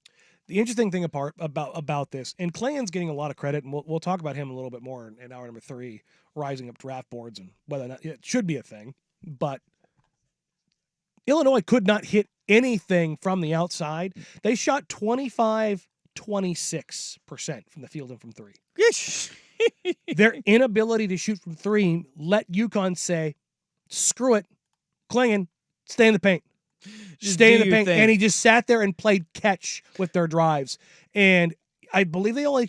5 block shots. They charged him with 5, but Jonathan Givney of ESPN Draft Express said that watching the tape back, they cheated him 5 blocks, that he should have had 10. This is one of the things that Brad Underwood, the head coach at Illinois, he said it during the game. Like, he could have 100 blocks. We're just going to keep doing what we do. Wrong idea. No, because you can't straight line drive from the 3-point line at a 7'2" guy with a 7'7" wingspan. Look, Klingon is a mobile mountain. He can't jump over a roll of toilet paper, but he's huge. And in the NBA, players struggle with real size. Like, Scoot Henderson's biggest problem is figuring out how to score over big guys. Do you think it's any better in college basketball when you don't see it every single night? No. Look, I'm hoping that we get, and I think that we probably will get it in the national championship Klingon game. versus Edey? I think we get Klingon versus Edey, and I want it. Yeah. I want all of it. King Kong versus Godzilla. And that is the one marketing, because they got a new Kong Godzilla movie coming out. They need to turn that thing, or if they get were the matchup, smart, they should do that immediately. They need to start working on that NIL deal right now. And so between Saturday and Monday, they can roll out a Godzilla versus Kong, and they're gonna fight over who's who. I think Edey's King Kong. Ooh, really? I would have gone Godzilla. I think he's bigger one. I think Edey is King Kong, and I think you look at Klingon. He has a little bit more of the Godzilla feel to him. Okay. And here's my reasoning why. You see Zach Edey clearing people out with his elbows. Like, he has like the King Kong just swinging indiscriminately. Saw him clearing out a hallway at a particular party to bring a female guest into a bedroom. What? Oh yeah, no, that popped up on the old socials too. What are you talking about? Oh yeah, doing what college guys do. No, what are you talking about? He was in a hallway at a post-game party at a residence with a lot of younger ladies. And he was just kind of moving everybody to the side so he could take his preferred lady into a bedroom. Oh, okay. Because where my mind went was not where what you said there. I was like, what was he doing in that? I have not seen that. Breaking more than dreams. Our algorithms far different. Yeah, I'm just saying. On social media. That one was sent to me. All right. I was about to be like, do I need to cut this out of the podcast? No, but think of UConn's run and what they've done so far in this NCAA tournament. Like, right now, Stetson's like, hey, we put up a pretty decent fight when we lost 91-52, because they've won 91-52, 75-58, 82-52, and 77-52. It's not the fact that you have this unstoppable force offensively. Teams aren't scoring on them. Scoring is up. Like, you just look at the game that followed right after that UConn-Illinois game. Mm-hmm. I mean, we had an 89-82 game, Alabama versus Clemson, where that game seemed like it should have been far more lopsided in Alabama's favor. Yes. When they shoot the way they did from three, it was like, how is this game not further apart when you have a team going 16 of 30, a college basketball team going 16 of 36 from three? It was like they should be running away with this, yet Clemson just kind of like hung around to make the score look a little bit better at the end of the day. They hit like every two. It was nuts. Because they were 8 of 26 from three, and then it was nuts. What was it? They were 25 of like 38, I think, from two, which is insane.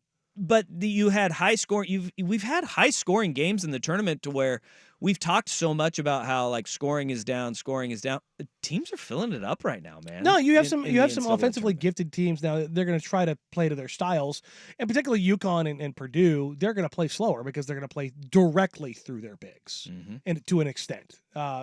UConn doesn't have to. Still put up 90. No, that's the thing is UConn they have got Caravan, they've got Castle, they've got other guys that can be effective not only in the half court but in transition. So and they don't play directly through Klingon nearly as much as Purdue plays through Edey, of course. I loved hearing this from Dan Hurley, who we haven't talked about the Kim Mulkey hit piece that came out over the weekend. Yeah, because it was nothing new. It was a profile.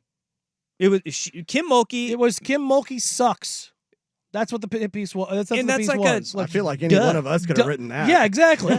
Well, what it was is he just packaged everything that we had known individually about Kim Mulkey and put it into one piece, and it was a profile, and it was not that bad, and it didn't change my opinion on Kim Mulkey one way or the other. It didn't make me feel any worse about how I feel about Kim Mulkey. I don't think there's a whole lot that could change my opinion about Kim Mulkey. No, but you know what? Like, I'm looking at, like, Dan Hurley is a grade A red ass. And can he turn it on and have his moments? Yeah, so does Kim Mulkey. Kim Mulkey says some stuff that, like, it's actually pretty funny and you get a chuckle out of it, but I'm like, you're still a bad person, but you made me laugh right here. Sure.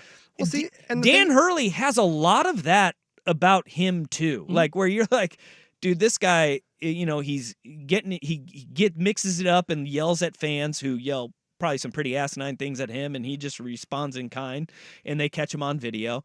You have him dropping stuff like this after the game, which I appreciate. And our fan base again is obnoxious as shit on social, so everyone hates us. And celebrate with them because you know, our fans in our organization right now, you know, it's an us against the world of college basketball, and I wanted to celebrate with them a little bit. That's exactly what Kim Mulkey is. Like he's like, I want to celebrate. It's us against everybody in the world. That's what every great coach is. Yeah, they find a way. And Hurley has a lot of that in him because his last name is Hurley. Yes, it's in his DNA. It is the Harbaugh of basketball. Yeah, yeah. And UConn is not getting enough credit for how dominant they are. I think a big part of that is, and this is kind of what I've leaned on all year, is that college basketball this year is not good. And so they aren't generationally great. They're just good for this. They're very good for this year. But they are pumping they're everyone right now. They've got 5 NBA players. They've got 2 lotto guys and 3, flyer second round unrestricted guys, something along those lines. But that's 5 more than just about every other school. Yeah. And that shows up every single time. And their fan base is creeping down. Like, if he keeps this up, they're gonna get the Duke treatment. Yeah, they do. He is, but at least he's open about it. Where Duke, like Coach K, would always defend Duke. Coach K. I love Duke. Yeah, and he would defend their fans, and Duke could do no wrong. Yeah, well, yeah, and of course, notorious underdog UConn. Yeah, yeah, but they are the first. They are the first team to go back to the Final Four after winning a national championship since Florida did it in 2007. I thought you were going to say since Tom Brady. Since Tom Brady willed Michigan to the Final Four in 1998. It's the first time anybody's done this. It happens. People forget Tom Brady. Yeah. Basketball player. Don't fact check that. The Fab Five. Tom Brady was number 6. There you go. Yeah. He was number 6. Sneaky. Yeah. Yeah. Despite the fact he wasn't there, he was number 6. Close enough, though. Yeah, people forget that. Yeah, people forget.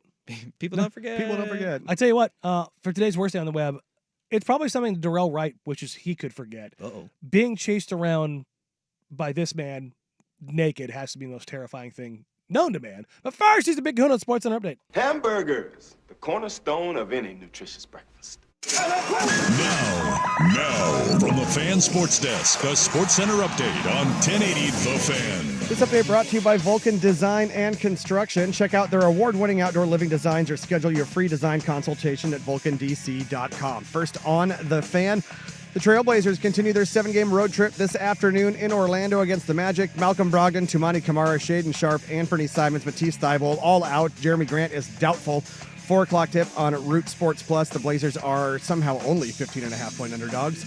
Multiple reports say 76ers center Joel Embiid could return sometime this week, but is listed as out tomorrow night against the Thunder. Embiid has been out since January 30th after having surgery on the meniscus in his left knee. The Women's Elite Eight continues this afternoon. 3-seed LSU facing Caitlin Clark and 1-seed Iowa at 4 o'clock on ESPN. That's followed by 3-seed UConn against Juju Watkins and 1-seed USC. Over on the Diamond, the Mariners start a 3-game set with the Guardians.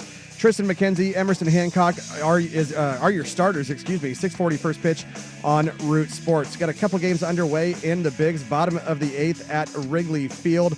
The Cubs currently blanking the Rockies 5-0. They're in a rain delay or a weather delay of some sort at Comiskey Park in Chicago. The White Sox trailing the Braves 6-0. That's in the top of the 8th inning.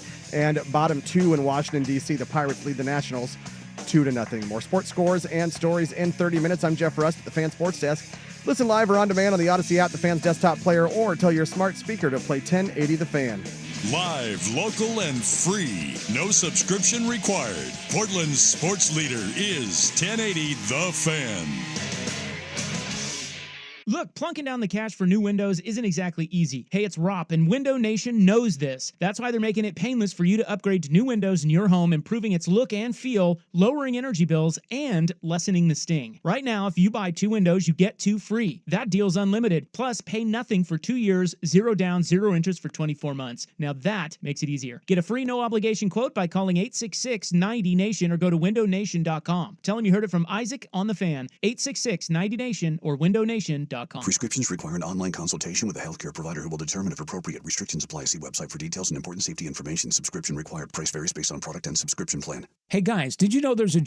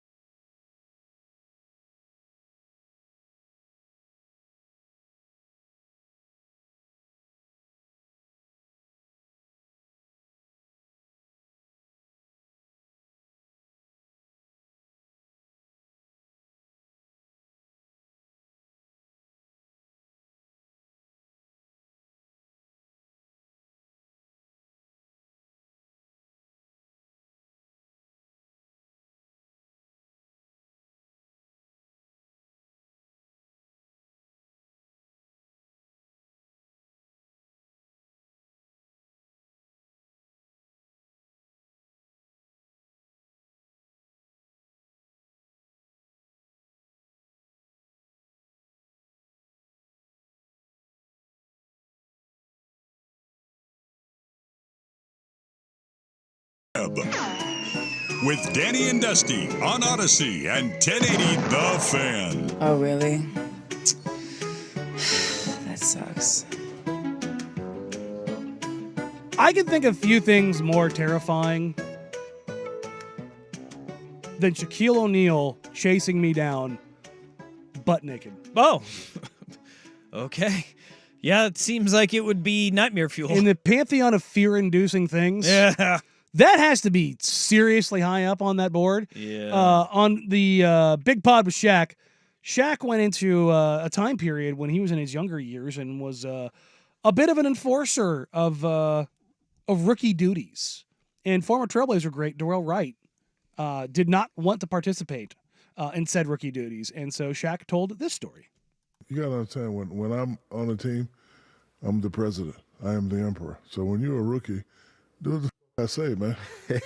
Or I got to show you how to get down. Like, this is around the time you really could put hands on people, but from 1992 to 2007, I touched the up in the locker room. That was me. So I told him to do something. He didn't do it. And, like, he's also similar to me because he's a jokester. He thought I was playing. So I said, yo, man, playing. And I chased him around the locker room. And UD Who was naked? You or him? I was Both. I was butt naked. He was just getting out the shower. But I wanted to, bro, you don't talk to, like, What, bro? Okay. Knock his head off. Okay. His podcast is The Big Podcast with Shaq. Yep. That sounds about right. Because everything about him is big. Everything. All right. I'm the president. So, Darrell Wright. Who, great dude, by the way. And he just was not putting up with Shaq's reindeer games, so he chased him around naked. This sounds... They remember Hassan Whiteside? We got shooters. Yeah. Picture that video. I don't want to know where you're going with this. Yeah, But no. But picture that video, but instead it was Shaq. Look, the number of people I have seen chased around locker rooms naked, it's a sight. It is a very large number, too. Yeah. Like, it's one of the things that it happens far more regularly than whoever's on that podcast with them sounding disgusted. Lefko. Lefko, come on, man. You know better than this. Like, getting chased around the locker room naked is a rite of passage in most places. Probably not anymore. That's I what he's bet saying. that Like, this is from not, 92 to 2007, you could still be a little wild, well, but post. I remember it was my freshman year of high school, and there were two seniors who they chased me right on out of the locker room, and we were all naked. They chased me right out of that locker room and into a hallway right next to, like, kind of below the gym floor. There was a volleyball game going on, and I was a freshman. And they locked me out of the locker room. And I was just standing there, just going, "Oh my god!" Like, I feel like if they did high that school, now, you'd get expelled. I'm a week into high school at this You'd point. get expelled nowadays for that. Oh, probably not only expelled, you'd probably have charges. Criminal charges, probably. Yeah. Snowflake. That was times were different. They were. Times were different, and those guys. After that, the old the rite of passage I had to go through there, I was on their good graces, and it sounds like Darrell Wright was with Shaq after just a little nude chasing, which, as you say it out loud, doesn't sound normal. Oh, I mean, doesn't sound normal, but that was 7'1", the way it was. 400-pound Shaquille O'Neal running around naked. Yeah, that's a mental picture. Yeah, that back in the day, that was called hazing and a rite of passage. Now it's basically sexual assault. Jeez. And that was the thing that you imagine somebody chasing you with 3 fists swinging? I had asked later down the road, I was like, what was the end game there? And they said, we had none. And I don't think Shaq did either. What if he would have caught Darrell Wright? 3 fists? You know what he meant. You know what he meant. Look, if you didn't see Greg Oden, I mean, you have an idea. I mean, physics exists.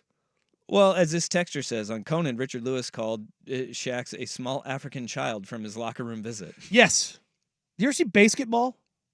I have. I love that movie. It is a great movie. With Yasmin Bleeth in the locker room? You should have been gone. I said no Steve Perry psychouts. We got Bob Costas and Al Michaels to do things that they would never in a million years do anymore. I'm gonna have to go watch that again. The, It's been a the, long time. the only Shout out guy, Matt Stone and Trey Parker for they're for fantastic. doing that. I think the only guy who'd be willing to put himself out there like that Iron now Eagle. is Joe Buck. No, I think Iron Eagle. Iron Eagle is great. Maybe Kevin Harlan. Yeah, Harlan. Maybe Harlan, Harlan. yeah. Iron Eagle. He used to be so buttoned up. He's been He's great been off lately. the rails. But I could He's been definitely see fantastic. Joe Buck. Just, Joe Yeah. Buck would do it. he would embrace it. Joe Buck would do it because Yeah. hell, you worked with Tim McCarver for so long. Like you just got to take that thing sideways every now and then. And then Well, when Joe, you see what's got to happen here is its pitcher's got to throw strikes. I tell you, ya. I tell you, Joe. And now he works with a robot Troy Aikman. Boop, beep, boop, bop, boop, beep. And so football Jay-Z. he's got to like take it into the side of that mountain every now and then. I appreciate when Joe Buck does it. I love Joe Yeah, Buck. I did too. Iron Eagle is fantastic too. He is great. I think you are really onto something with Iron Eagle. I there. think Iron I think Eagle you would too. I think in the fairly recent past, it seems like we have seen a personality from Iron Eagle that we never saw before. It's called job security. Yeah. Yeah. No, but he was always just, play-by-play guy. That's it. I'm going to call the game. But now it's like, yeah, When you kind of right. elevate to the status of like you can't touch me and I call everything, Yeah. then you can experiment. Yeah. You can have some fun, and that's when you kind of unlock the play-by-play greatness, in my opinion. And that's part of why I like Iron Eagle over, say, a Kevin Harlan, too, because he's not a caricature. Oh, Kevin Harlan's great. Kevin Harlan's great. Don't Particularly, you disparage particularly when a Kevin cat Harlan. gets loose on the field. He's a cartoon. You're a cartoon. Yeah. Yeah, great. I'll take that. Meow. Does that cartoon come with Kevin Harlan's pay package? Probably not. Your package isn't touching Kevin Harlan's I hope not. pay package. Pay package. Come on. Where do you think Shaq's Your head package on is the at? gutter. Full All circle. Ask my wife about our initials, nickname for John Ham. Nope. Oh, I thought you say ask your wife about your package, and I was like, No. Also, a no. it's a hard no, soft no, No. no. No, okay. Whoever the texter was when you were gone, when you were sick, who was like, Danny would keep this on the rails. I give you this as evidence. That's somebody that does not listen to the show very much. Case number 5,000. Yeah. Are you kidding me? I'm the one that's going to take it off the rails. If What are we've got somebody that says Danny's going to keep it on the rails, Good like, okay, God. tune in tomorrow for your second show. you kidding me? No, not a chance in hell. In fact, coming up next, I'm going to take it even further off the rails because somebody almost died in a Final Destination manner. Oh. And we have got to talk about this because this unlocked a new fear. Danny and Dusty, 1080 The Fan.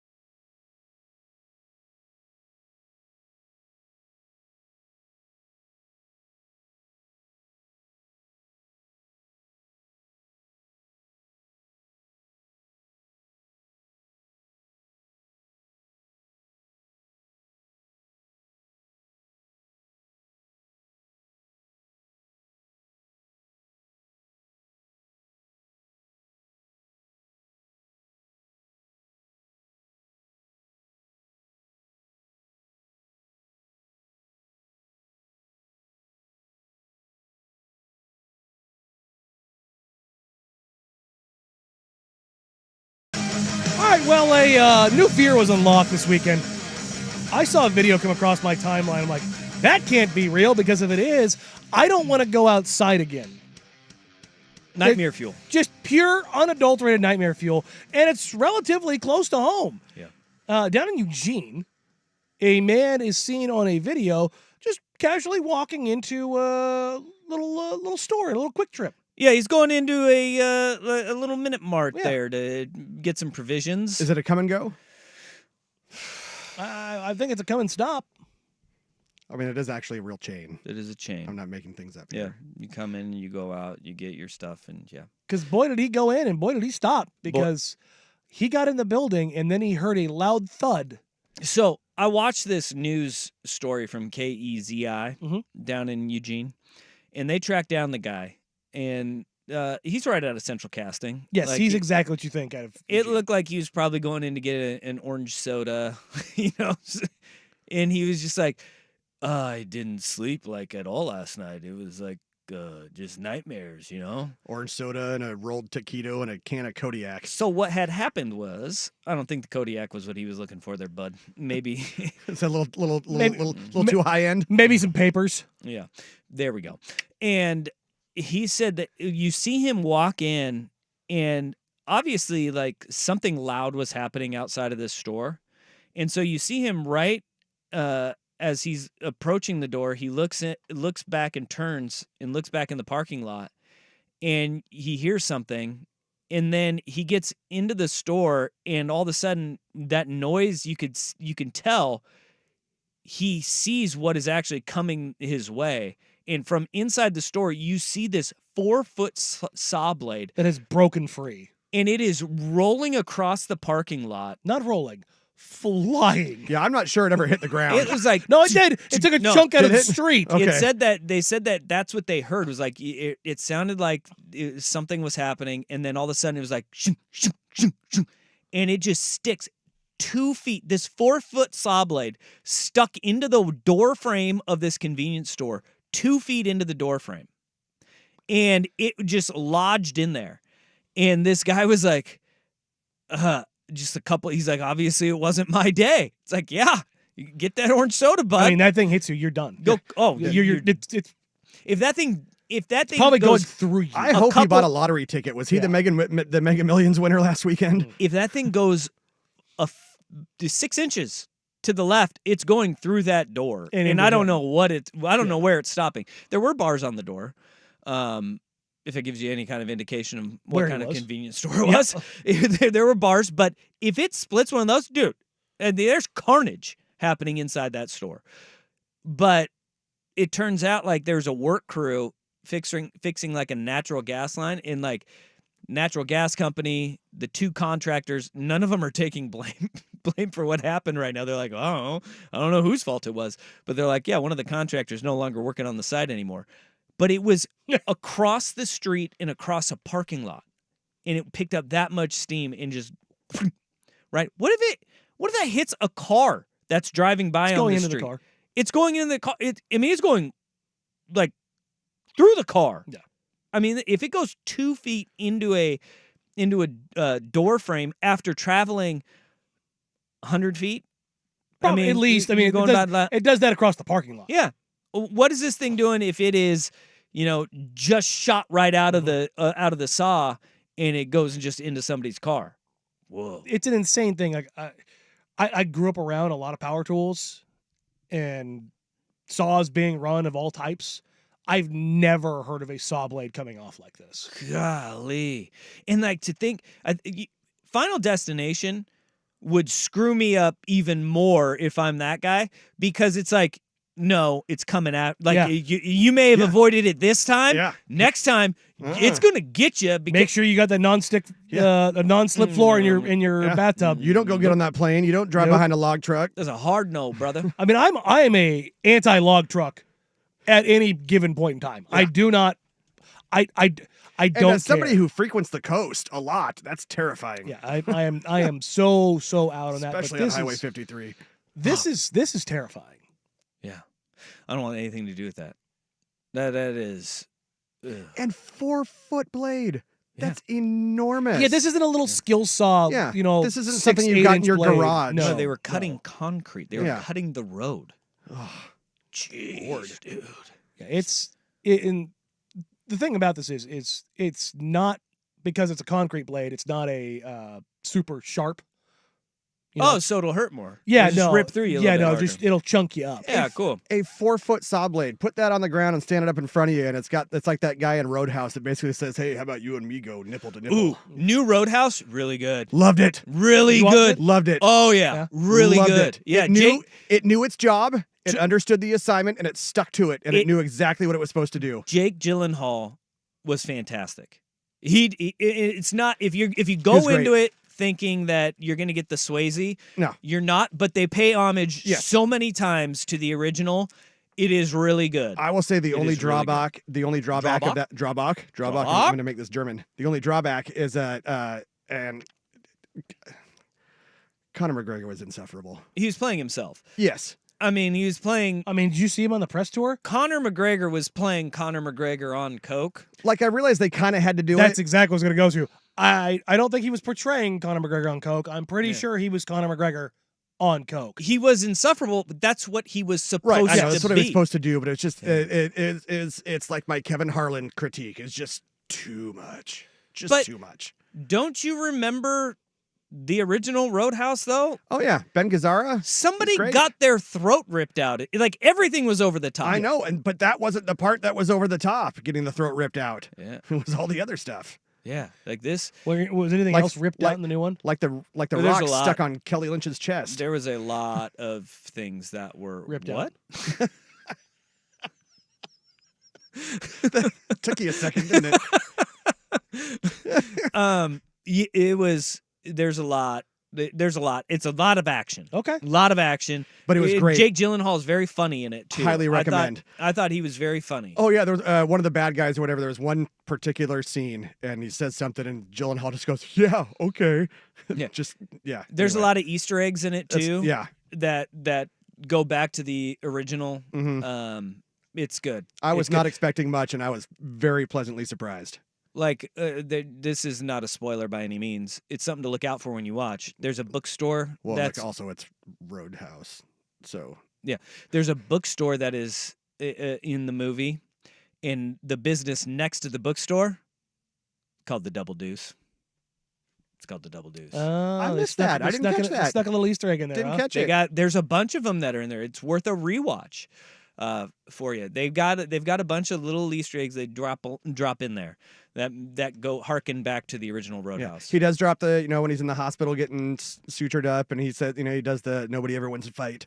Yeah, I I was expecting Pain Don't Hurt, but I'm kind of glad they didn't though. 'Cause It's that would've different been, Swayze. Yeah. It's not Swayze. That would've been too much. Their characters are so far apart, Yeah. but yeah, they didn't drop that. But Yeah. it's Kinda good. disappointing. It is good. It's a good flick. It is Okay. good. Yeah. Yeah. There we go. I enjoyed. Saw Blades and Roadhouse. I think they Yeah. go hand in hand. Actually, they do, and like it fits together Yeah. better than you'd think. No, a nice, Yeah. nice little That sounds like a podcast. Saw Blades and Roadhouse. Yeah. Yeah, I don't know how long it lasts, but it definitely sounds like one. It might be an episode. Well, it starts out as Saw Blades and Roadhouse, and it devolves into cryptocurrency. I'm just wondering what this podcast is about. I'm just talking about the words. That's Just- all. Saw- Don't get me stuck on a Saw concept. Blades and Roadhouse Yeah. sounds like a Midwest themed bar. I would have named a CD in my Case Logic Saw Blades and Roadhouse. See, that's like a podcast for like timber towns. Yeah, because that's It's a Timbers definitely podcast. a huge demo for Saw Blades and Roadhouse. It's Timbers podcast. For those truckers that like the Timbers. Both of them. Roadhouse. Roadhouse. Did they sneak a Roadhouse line in there? Nah, they don't do it. Oh. They don't do it. He does make a lot of jokes about how the actual bar is called Roadhouse, 2 words, but they make a joke, and it's a Roadhouse. He didn't kick 1 anybody word. to say Roadhouse? It's a Roadhouse, 1 word, but they call it Roadhouse, 2 words, and they dip into that well a couple of times, Okay. actually. That's fair. They do. All right, well, time to dip back into the NCAA basketball well as we dive into hour number 3 and the Purdue Machine. They keep things going for the first time in the Edie era. Coming up here on Danny and Dusty today, The Fan.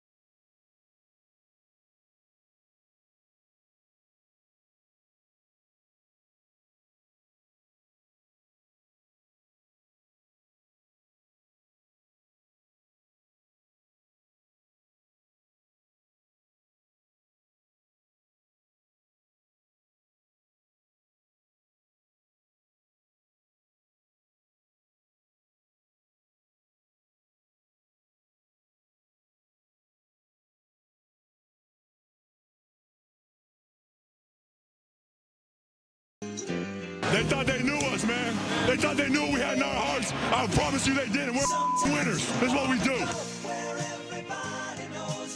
And of course, the voice of Purdue's Zach Edey, the 7'4" big man. That, of course. I think that he has Travis Kelce energy. Oh yeah.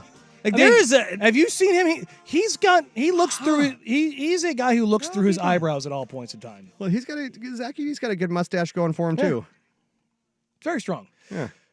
I mean, it's a mustache. I mean, for being 20-something, yeah, I will give him that. He's no Grant Nelson. He's no Grant Nelson. Well, no, he also has typical things associated with his lineage. Not strong, not a lot of strong facial hair coming out of the Far East. Zach Edey, how for a man that large, how long do you think that facial hair is? Like how long? How big do you think? Yeah. How big do you think his upper lip is? That's a lot of hair. It's a lot of lip. Yeah, he's a very large man. If not a lot of lip, a lot of empty space between his nose and lip. Yeah, I thought this about his terrible tattoos he has on his forearms because he's got he has a cross on the inside and then on the outside, I don't know what that is on the outside of his forearm, but I was wondering how large are those tattoos as well? I mean, did he have to pay for the length of a full sleeve? Are those 3 yin-yangs? Yeah, and it looks like he's got the outline of significantly more. Okay. Like it's going to be a sleeve, but... Yeah, Would that make them yin-yang triplets? Not the twins? Let me whisper in your ear. But Zach Edey, he's got a whole vibe going on, and I was not expecting this out of Zach Edey because how many times do we see, especially in college, like the big man... He basically just acts like Lurch the whole time. And I was half expecting that. I'm picking up what Zach Edey's putting down. He is Lurch. Again, he's a massive human in 7'4". Again, let's let that settle in for a second. And he's not Wemby. He's not rail skinny. He's a big dude. Yeah, did you know he used to be a pitcher? Yeah, Canada released footage of him as a pitcher warming up, and it's a baseball. Okay, did you remember the Wemby went to Yankee Stadium before the draft? And him holding he was holding Aaron Judge's bat, which is a 38-inch bat. Looked like a little twig. Because Aaron Judge is 6'7", 6'8", and it looked like a toy bat in his hands. My favorite part about yesterday was Zach Edey not using the ladder to cut down the net. Yeah, it turns out being 7'4" means you're standing. I think his standing reach is 10 feet, if I'm not mistaken. And if he were to, so think of if he's on a pitcher's mound and he is throwing the ball it's at 9 feet 8 inches. With a stride in throwing the ball, he's 7'4". So he was sitting there and he would just, it would be impossible to hit. And plus, in trying to track the ball out of a hand that large, it'd be impossible. He has a 7 foot 10-inch wingspan. It's crazy. Well, because what are some of the tallest pitchers in Major League history? It's Randy Johnson. I was gonna say, or like a John Candelaria. Yeah. But Randy, the thing. I mean, one significantly better than the other. There, Yes, but yeah, both tall. The thing that made Randy terrifying That's was what they that had he in had common. 18 inches of break on a slider, and he was releasing it at 8 feet. Yeah. That was the thing that was terrifying. Yeah, he was letting go of the ball halfway to home plate. Yeah, I mean, it's coming. It starts above your head and ends up below your knees. Yeah. Sean Yelly was 6'11". That's pretty tall. Wow, He and John Rauch, tallest baseball players ever. And then Randy Johnson was what, 6'10"? 6'10". Yeah. Man, that'd be something. We all want to make DJ Burns a football player. Let's make Zach Edey a baseball player. He's pitching from the right hand side. He's throwing outside the right batter's box. What do we think of Edey as an NBA player? Because he moves well, but not well enough for an NBA player. At 7'4", you have got. Think of the people he would have to try to keep in front of him. And that's the thing is that he's gone from a second round guy to a first round guy, and I've heard some scouts say he could go lottery or late lottery or just beyond the lottery because of his talent and his touch and ability to score and the way the league is going and having somebody that big to counter at least for a few minutes on Embiid, on Jokic, making them have to deal with somebody bigger or Wemby going forward. But he plods like most 7'4" guys. Wemby's the freak. He's the one that moves like he's not 7'5". Well, I mean, he could be like an end of a rotation guy, right? Sure, like that's You know? and that's well. He got 6 fouls. He's an a 8'9" guy. He's above Boban. Like Boban's 7'4", 7'5", but like he's kind of a side act. Yeah. Edie's talented. He is. And so you kind of look at it from that point of view and you go, can he be effective? I don't know. Like everybody wants to compare, like, well, Walker Kessler was good at Auburn. It's like, yeah, Walker Kessler could move. Yeah. And Zach Edey, like, you can trust him at the end of a game, too, because he's, a 71% free throw shooter? He's not bad. Yeah, he's got not bad enough from touch. He's not going to step out and knock down shots. on you, No, but but it's not you can put him in at the end of a 50%. game and be a space eater and not worry about him going to the free throw line and hitting the front of the rim every single time. Yeah, he's not Shaq at the free throw line. That's right. That's right. That was to see what Purdue is doing. We've talked about UConn, NC State in the Cinderella story that they are is super fun to watch. But Purdue is on this warpath that Virginia did just a few years back. Get bounced by a 16 seed And now and make come the back, push. and they could be a potential national champion, man. Yeah, and they had a hell of a matchup with Tennessee, and you had the matchup that you really wanted to see if you're an NCAA basketball fan. You had two of the best players in college basketball. You had the National Player of the Year winner and the presumptive, runner-up in Dalton Connect going head-to-head. Those guys each scored half of their team's points. 40 and 37 That's respectively. never happened before in an NCAA tournament game. Yeah, you had Connect Never. with 31 shots, and you had Edey with 21. The difference here is Edey got to the free throw line 22 times, where Dalton got there 3 of 4. Dalton was 6 of 12 from 3, but was 8 of 18 from 2. And That's that wild. really ended up being the difference. Is they just weren't efficient enough from 2. As you go down the list, Ziegler, the other guard for Tennessee, goes 3 of 12. Idu is 0 of 4, and that's really the difference. Is they lose 66-72 to Purdue, who they just death march their way to the free throw line. And this is the way Purdue plays. Like when you talk about playing through a big man in modern basketball and college basketball, it is find a way to get Zach Edey posted and then run a triangle. That is what they are doing. And if you help, Edey is a good enough passer that you have to respect him. And so if you overplay, he'll find a look. If not, he'll find a look. They won't force the shot. If it's not Zach Edey, they're not going to force the shot because they'll just run it through, come back, and repost him. Well, and we they'll saw just do it that. again and again and again because they have 30 freaking seconds. Well, and we saw that so many times yesterday because Tennessee finally, when Purdue was not knocking down threes, they were dropping the double team on him and not just leaving their bigs hanging. Mhm. And then Edey would get the ball, he'd position himself, and then he'd wait for his guy to slide, and he'd kick it out, and they finally started knocking down the threes. And then at that point, game's over. Or you get him in rotation, it pops around, and then you start knocking down. They finished 3 of 15 from 3, but the difference was getting to the free throw line and Edey being incredibly patient. It's not like Edey is not here like DJ Burns. DJ Burns is big, but what makes DJ Burns successful is his footwork is incredible. Jokic loves DJ Burns. Yes, because honestly, DJ Burns plays on the post like Jokic. It's not that he sits there and overpowers you. He just lays on you and leans on you.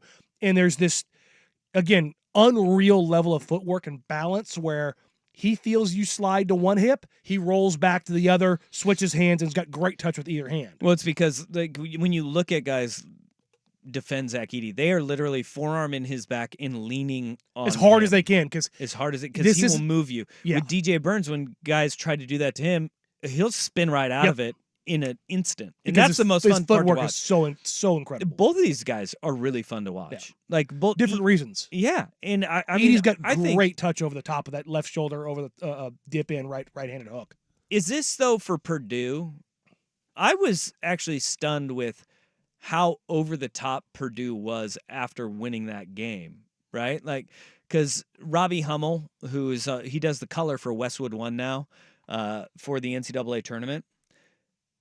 At the final call, it was bizarre how emotional everybody was getting.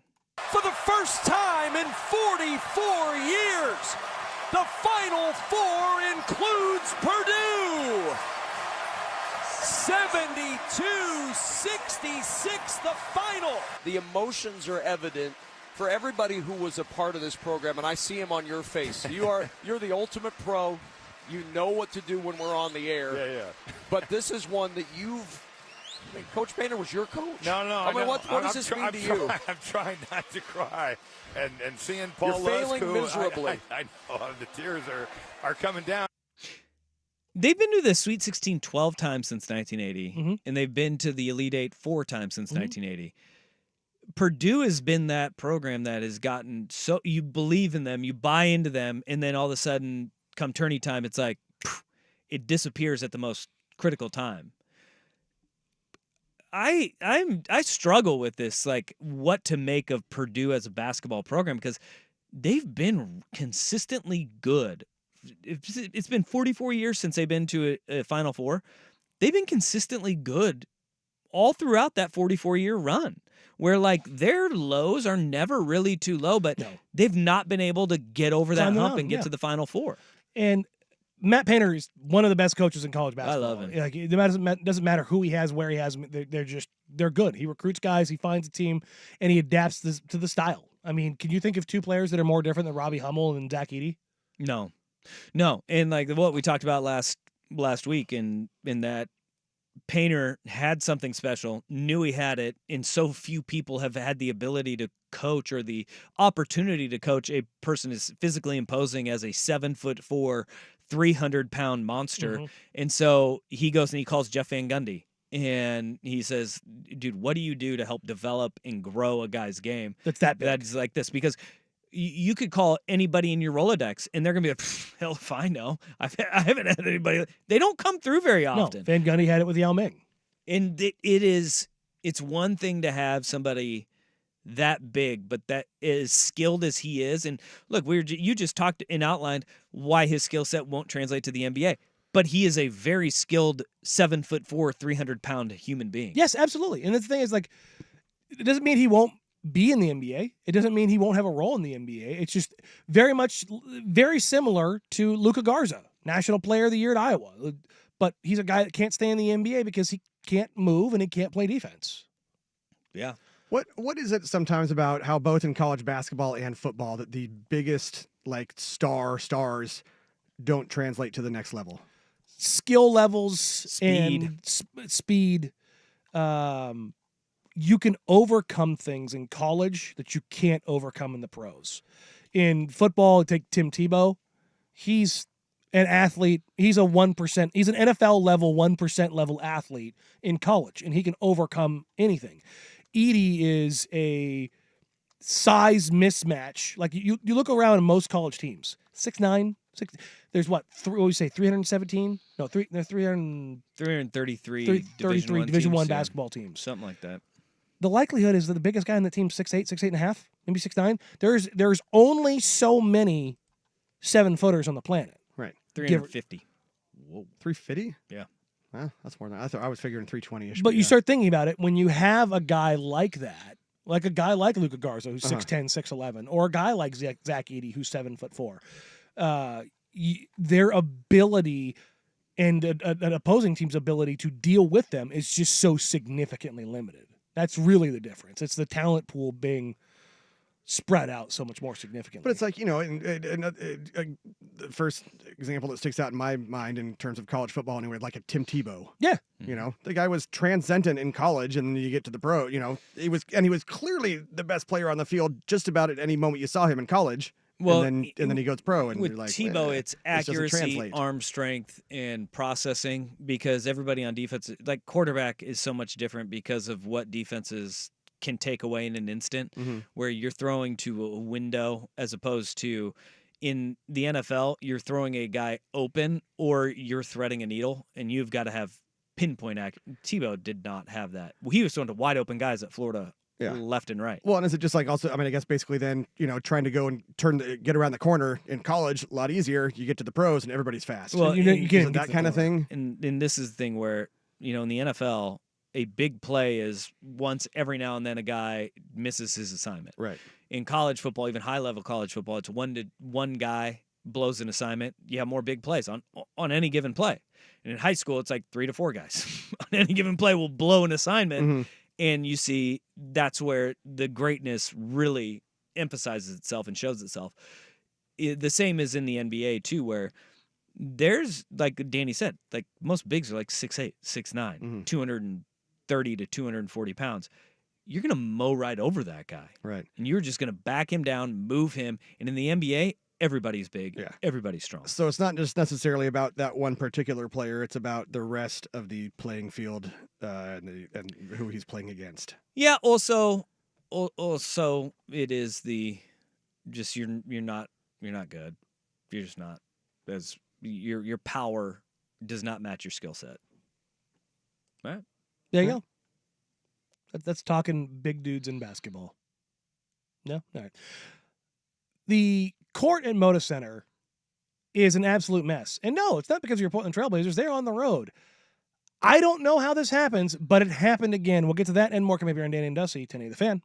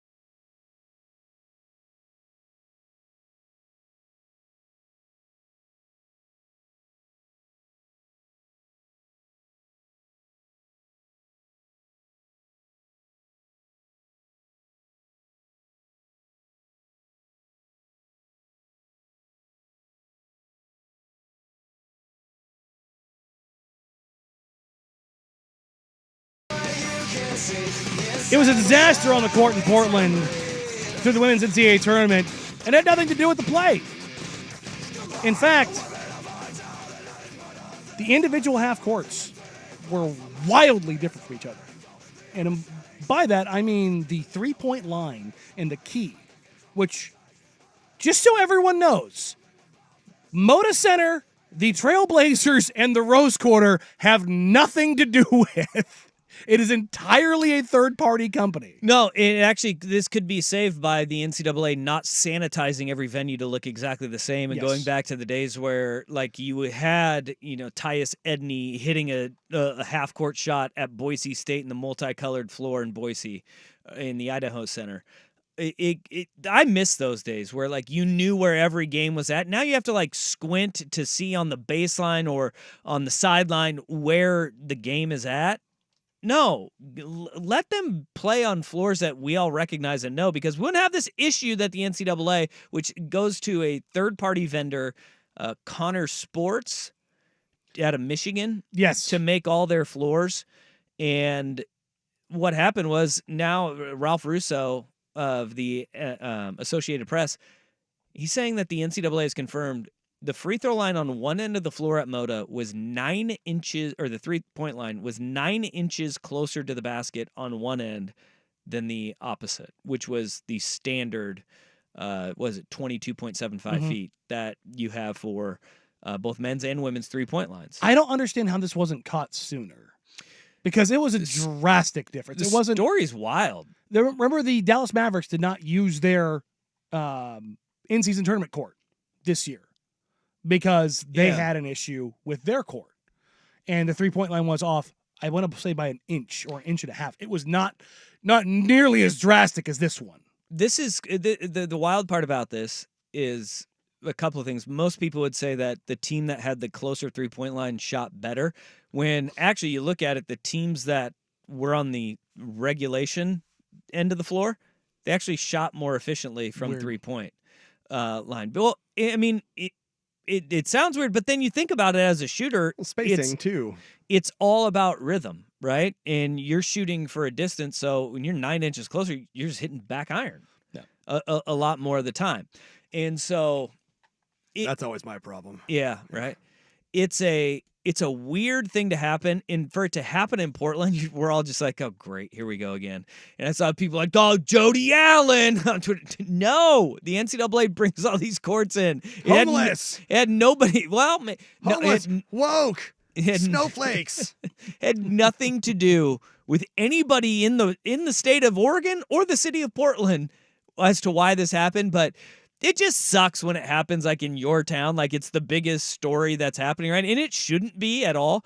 But yesterday, Texas, they played NC State. They played NC State, and they had the option to delay the game until they taped out new lines on the floor, and both coaches were like, I mean, we'll both have to put up with it. We'll go ahead. I would have, like, my initial thought was, what if this game goes to overtime, though? Yeah, I mean, then you've got an unfair advantage. Yeah, you're playing longer on one end of the floor, where especially if, the team that had an advantage by being closer to the rim, if they made a run like in the second half and they force overtime and they win in overtime on that end of the floor, like that would have been wild. I love how their proposed fix is tape on the floor. It's like going out in the driveway and with a sidewalk chalk. Well, I mean, but what are you going to do? No, I mean, you're right, but it's just...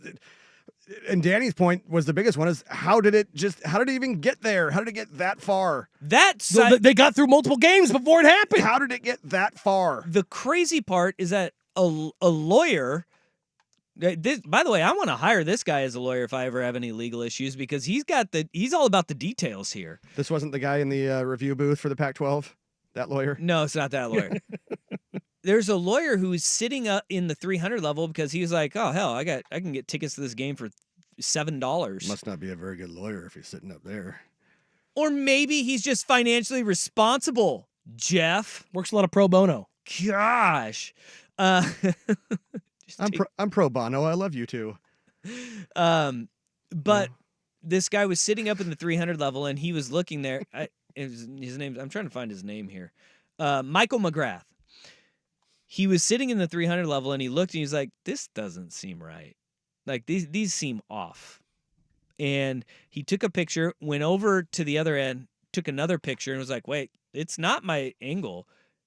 That 3-point line is closer than the other. I mean, the gap between the top of the key and the 3-point line was egregiously different. It's noticeable, but on the floor, I can understand how a coach is not aware of that pregame. You have so many other things, especially when you're I'm not talking about coaches, just in general. Sweet Like 16, Elite 8. It's one of those things where you're sitting there like there's so many other things that you're focused on that I'm not surprised they didn't catch it. The officials, with how bad it was, I'm a little bit surprised. But the only reason why this McGrath guy was successful is because somebody he was sitting next to was waving down to a person working the game and was like, hey, do you know that person? Because they should get the officials to measure the 3-point lines. And it worked. It actually happened. See, I wonder if Michael McGrath only noticed it because he looks at the NBA courts and 3-point lines every morning. Okay. Okay. Mm-hmm. No. No? No. No Sugar Ray puns? No. Nope. Nope. Damn it. Mm-mm. Not gonna let it fly. I'm denied. You snuck in a U2 one, and that one was terrible. Yeah. Which, by the way, I don't like U2. Your dad jokes will not survive on that one. No. Or your 90s pop culture reference. Right, listen, I'm working myself back into game shape here. There you go. I mean, but that's what happens when you come back from a subpar beach. I mean, I do appreciate that you went. All right, I hate you so much. You went Mike McGrath and you went, okay, Sugar Ray, courts. I see where you were going there. He looks at him every morning. Overruled. Overruled. Overruled. But it's crazy that that's how this thing was even caught. It's over! We think. No, okay. Hold on, everybody. But now they're they got a game there tonight. USC plays UConn tonight, Yes. and they're apparently I don't know what they're going to do. Are they going to tape the new lines? I would on the imagine floor? that they tape it down. Man, Somebody's gonna slip on it. that's crazy. Something dumb like that. Well, remember that's Tear why an they, ACL. That's why they went to these courts because the NCAA was putting those egregious stickers over center court logos. Oh, that's right, and they were getting slick. Guys were just falling left and right on them. God, so dumb. It's like we have to have our branding. Hey. We know what it is. Keep Portland weird, baby. All right, coming up next. City of Portland wasn't weird. Their basketball team was. They lost by 60 again. We'll get to that and more coming up here. But first, here's the Big Kahuna Sports Center update. That's that Hawaiian burger joint. Now, from the Fan Sports Desk, a Sports Center update on 1080 The Fan. This update brought to you by Mark McGrath and Sugar Ray. First on The Fan, Trailblazers continue their 7-game road trip this afternoon in Orlando against the Magic. Malcolm Brogdon, Tumani Kamara, Shaden Sharp, Anthony Simons, Matisse Thybulle, all out. Jeremy Grant, doubtful. It's a 4 o'clock tip on Root Sports Plus. The Blazers are 15.5-point dogs. Multiple reports say 76ers center Joel Embiid could return sometime this week. They thought as early as tomorrow night against the Thunder, but he's already listed as out. He has missed time since January 30th after having surgery on the meniscus in his left knee. The Women's Elite 8 continues this afternoon as well. The 3-seed LSU facing Caitlin Clark and 1-seed Iowa at 4 o'clock on ESPN, followed by 3-seed UConn against Juju Watkins and number 1 seed USC. Over on the diamond, the Mariners start a 3-game set with the Guardians. Tristan McKenzie, Emerson Hancock is your pitching matchup. 6:40 first pitch on Root Sports. There's a couple of games underway in the Bigs. Top of the 9th in Chicago. They're in a delay again, but hopefully it won't last long because the Braves are whooping the White Sox 9-0. Bottom 6 in Washington, D.C. Pirates lead the Nationals 3-1. And one final from earlier, the Cubs blank the Rockies in Chicago 5-0. More sports scores and stories in 30 minutes. I'm Jeff Rust at the Fan Sports Desk. Listen live or on demand on the Odyssey app, the Fan's desktop player, or tell your smart speaker to play 1080 The Fan. Tired of getting dinged by subscriptions? We won't send you a bill. Portland's sports leader, 1080 The Fan.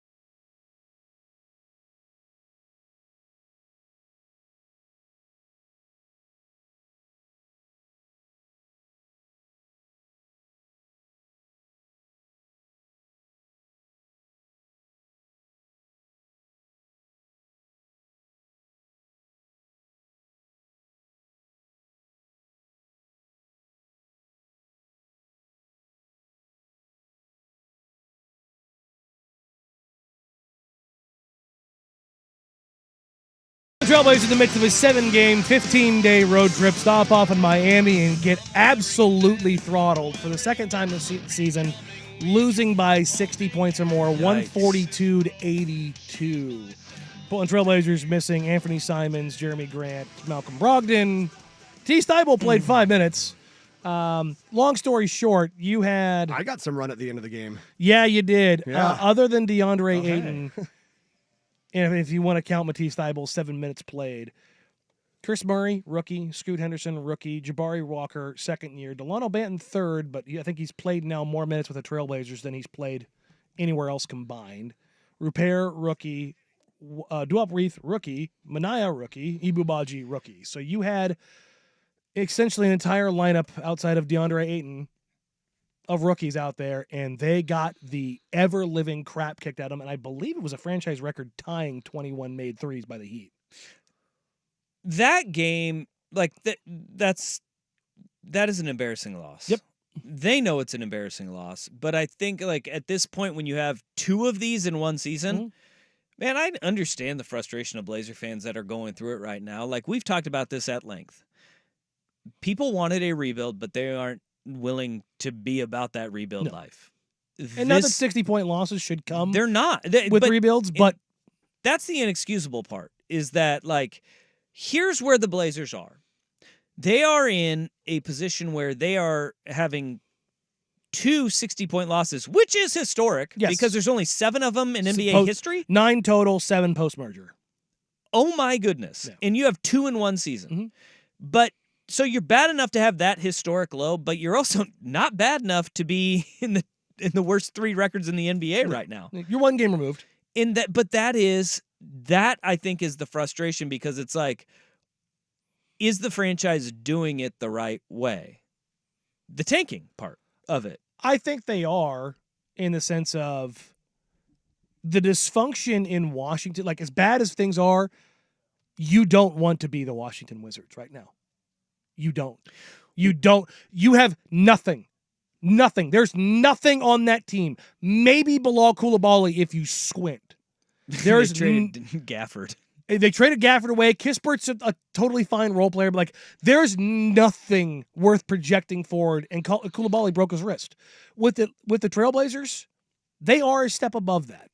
They still have a chasm to cover, but you can still talk yourselves into Scoot Henderson. You can talk yourself into Shaden Sharp. You can talk yourself into Ryan Rupert. You can talk yourself into Toumani Camara. It's like differing levels of player, but at least there's something to look at.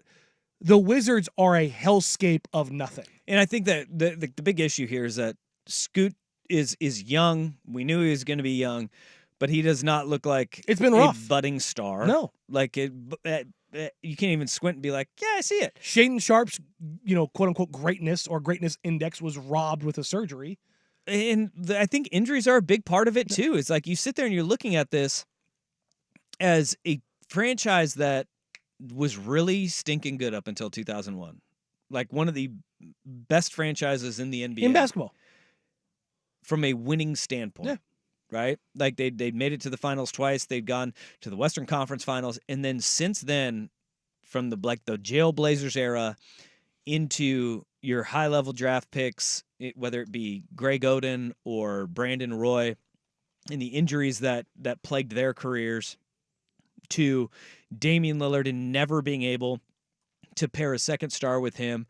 I understand where the frustrations from Blazer fans are, where they're like, I'm losing faith, and I don't have faith that the organization will get it right, because for the last 23 years, they haven't. And they've had this inability to put all of the pieces together. And that is with, Paul Allen owning, to now Jody Allen and Burt Cole being in control, to several GMs, from Bob Whitsitt all the way to Kevin Pritchard, Rich Cho, Neil O'Shea. Now you got Joe Cronin, where you've sat there and you've gone, man, like every time they seem close, they don't get it done. And now they're so far away. I understand those frustrations and that apprehension that I don't know if they're going to get it right in this. But that's part of the rebuild, and you're going to lose a lot of games. But being on the historically bad side of 60-point, I mean, think of this: the process Sixers didn't lose 2 games in a season by 60 or more. No, they just failed to win 10. Yeah, but they knew that was the goal there. And you know what? If the Blazers only won 10 games, that'd probably be in a better situation right now because you'd at least be getting the number 1 pick and have better odds to do it. As it stands right now, like they got 2 games you against keep saying that though, and they're 1 game out of the third. Yeah, I know, but they got single 2 games against the Wizards and the Hornets coming up. If they stumble ass backwards into wins there, like you're sitting there and you're like, uh-oh. I think they've shown that they're pretty good at securing that positioning going forward. To go back to the halcyon days of Mo Harkless and Alfarika Aminu in the front court. Yeah. And that's, I mean, this is the thing. Fun memory. This is the shortcut through hell. This is what it looks like. If one ping pong ball goes different and they have Victor Wembanyama, all of a sudden, this organization's great. It's awesome. It's awesome, baby. But that's not the reality because they don't have that one guy that can go home to, but they don't have the ability to control that. And that right there may be like a Blazer fan in a nutshell. The one ping pong ball, the losing a coin flip and not getting Hakeem Olajuwon. Hakeem Olajuwon! You know, like drafting Sam Bowie over Michael Jordan, Greg Oden over Kevin Durant. Like, Stop it. Both the right decision. Exactly. We all tell ourselves that. We all do, because in the moment, those were the right decisions, right? But that is like being a Blazer fan, and that's why I understand the frustrations. It's like, since 1977, it is so close, but so far away, you know, running into Michael Jordan in the NBA Finals. But that's also been the calling card for every team not named the Lakers or Celtics for the majority of the history of the NBA. The only things that interrupt that were Michael Jordan's Bulls and the Duncan Robinson Spurs. That was it. In that entire era, that was the only thing that disrupted that. Then you get... But hold on. One went for 20 years. The Spurs one went for 20 years. And they stumbled backwards into David Robinson and to Tim Duncan. The one thing that they did in there where you're like, oh, it wasn't a number 1 overall pick was Kawhi Leonard, and he bolted, and the entire organization Well, that's unfair to went Tony sideways. Parker, Manu Ginobili, and those guys who were really... Oh, they're really good stinking players, but I'm talking about the generational guy that makes the team. Yeah, and I think that still is where a lot of the frustration lies within Blazer fans is that That's they're what going. happened to the Warriors. That's what solved the Warriors were the most dysfunctional and inept franchise in the history of the NBA until I should say, in the modern era Warriors. They were except for those S-show. Except for the Warriors and knocked off the 1-seeded Dallas Mavericks. Yeah, it's just 60-point losses suck. They're inexcusable, air quotes. It's embarrassing as a But fan. in the end, it doesn't matter because doesn't. so many of these guys are going to be gone next year.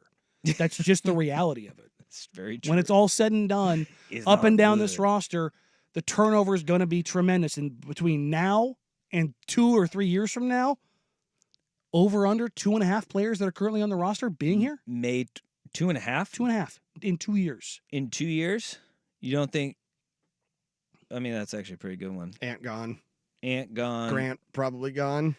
There's no guarantee Scoot's going to be around in 3 years. Is Ayton going to be one of the ones that's still there? Maybe. I don't know. That's what I mean. Like, you look at teams, unless you're a title-winning team, that's just the world you're in. The turnover is just tremendous in the NBA now. People are freaking out. Oh, yeah, I know. It is what it is. All right, coming up next, we'll get ready to hand you off to Isaac and Suk here on Danny and Dusty, Today the Fan.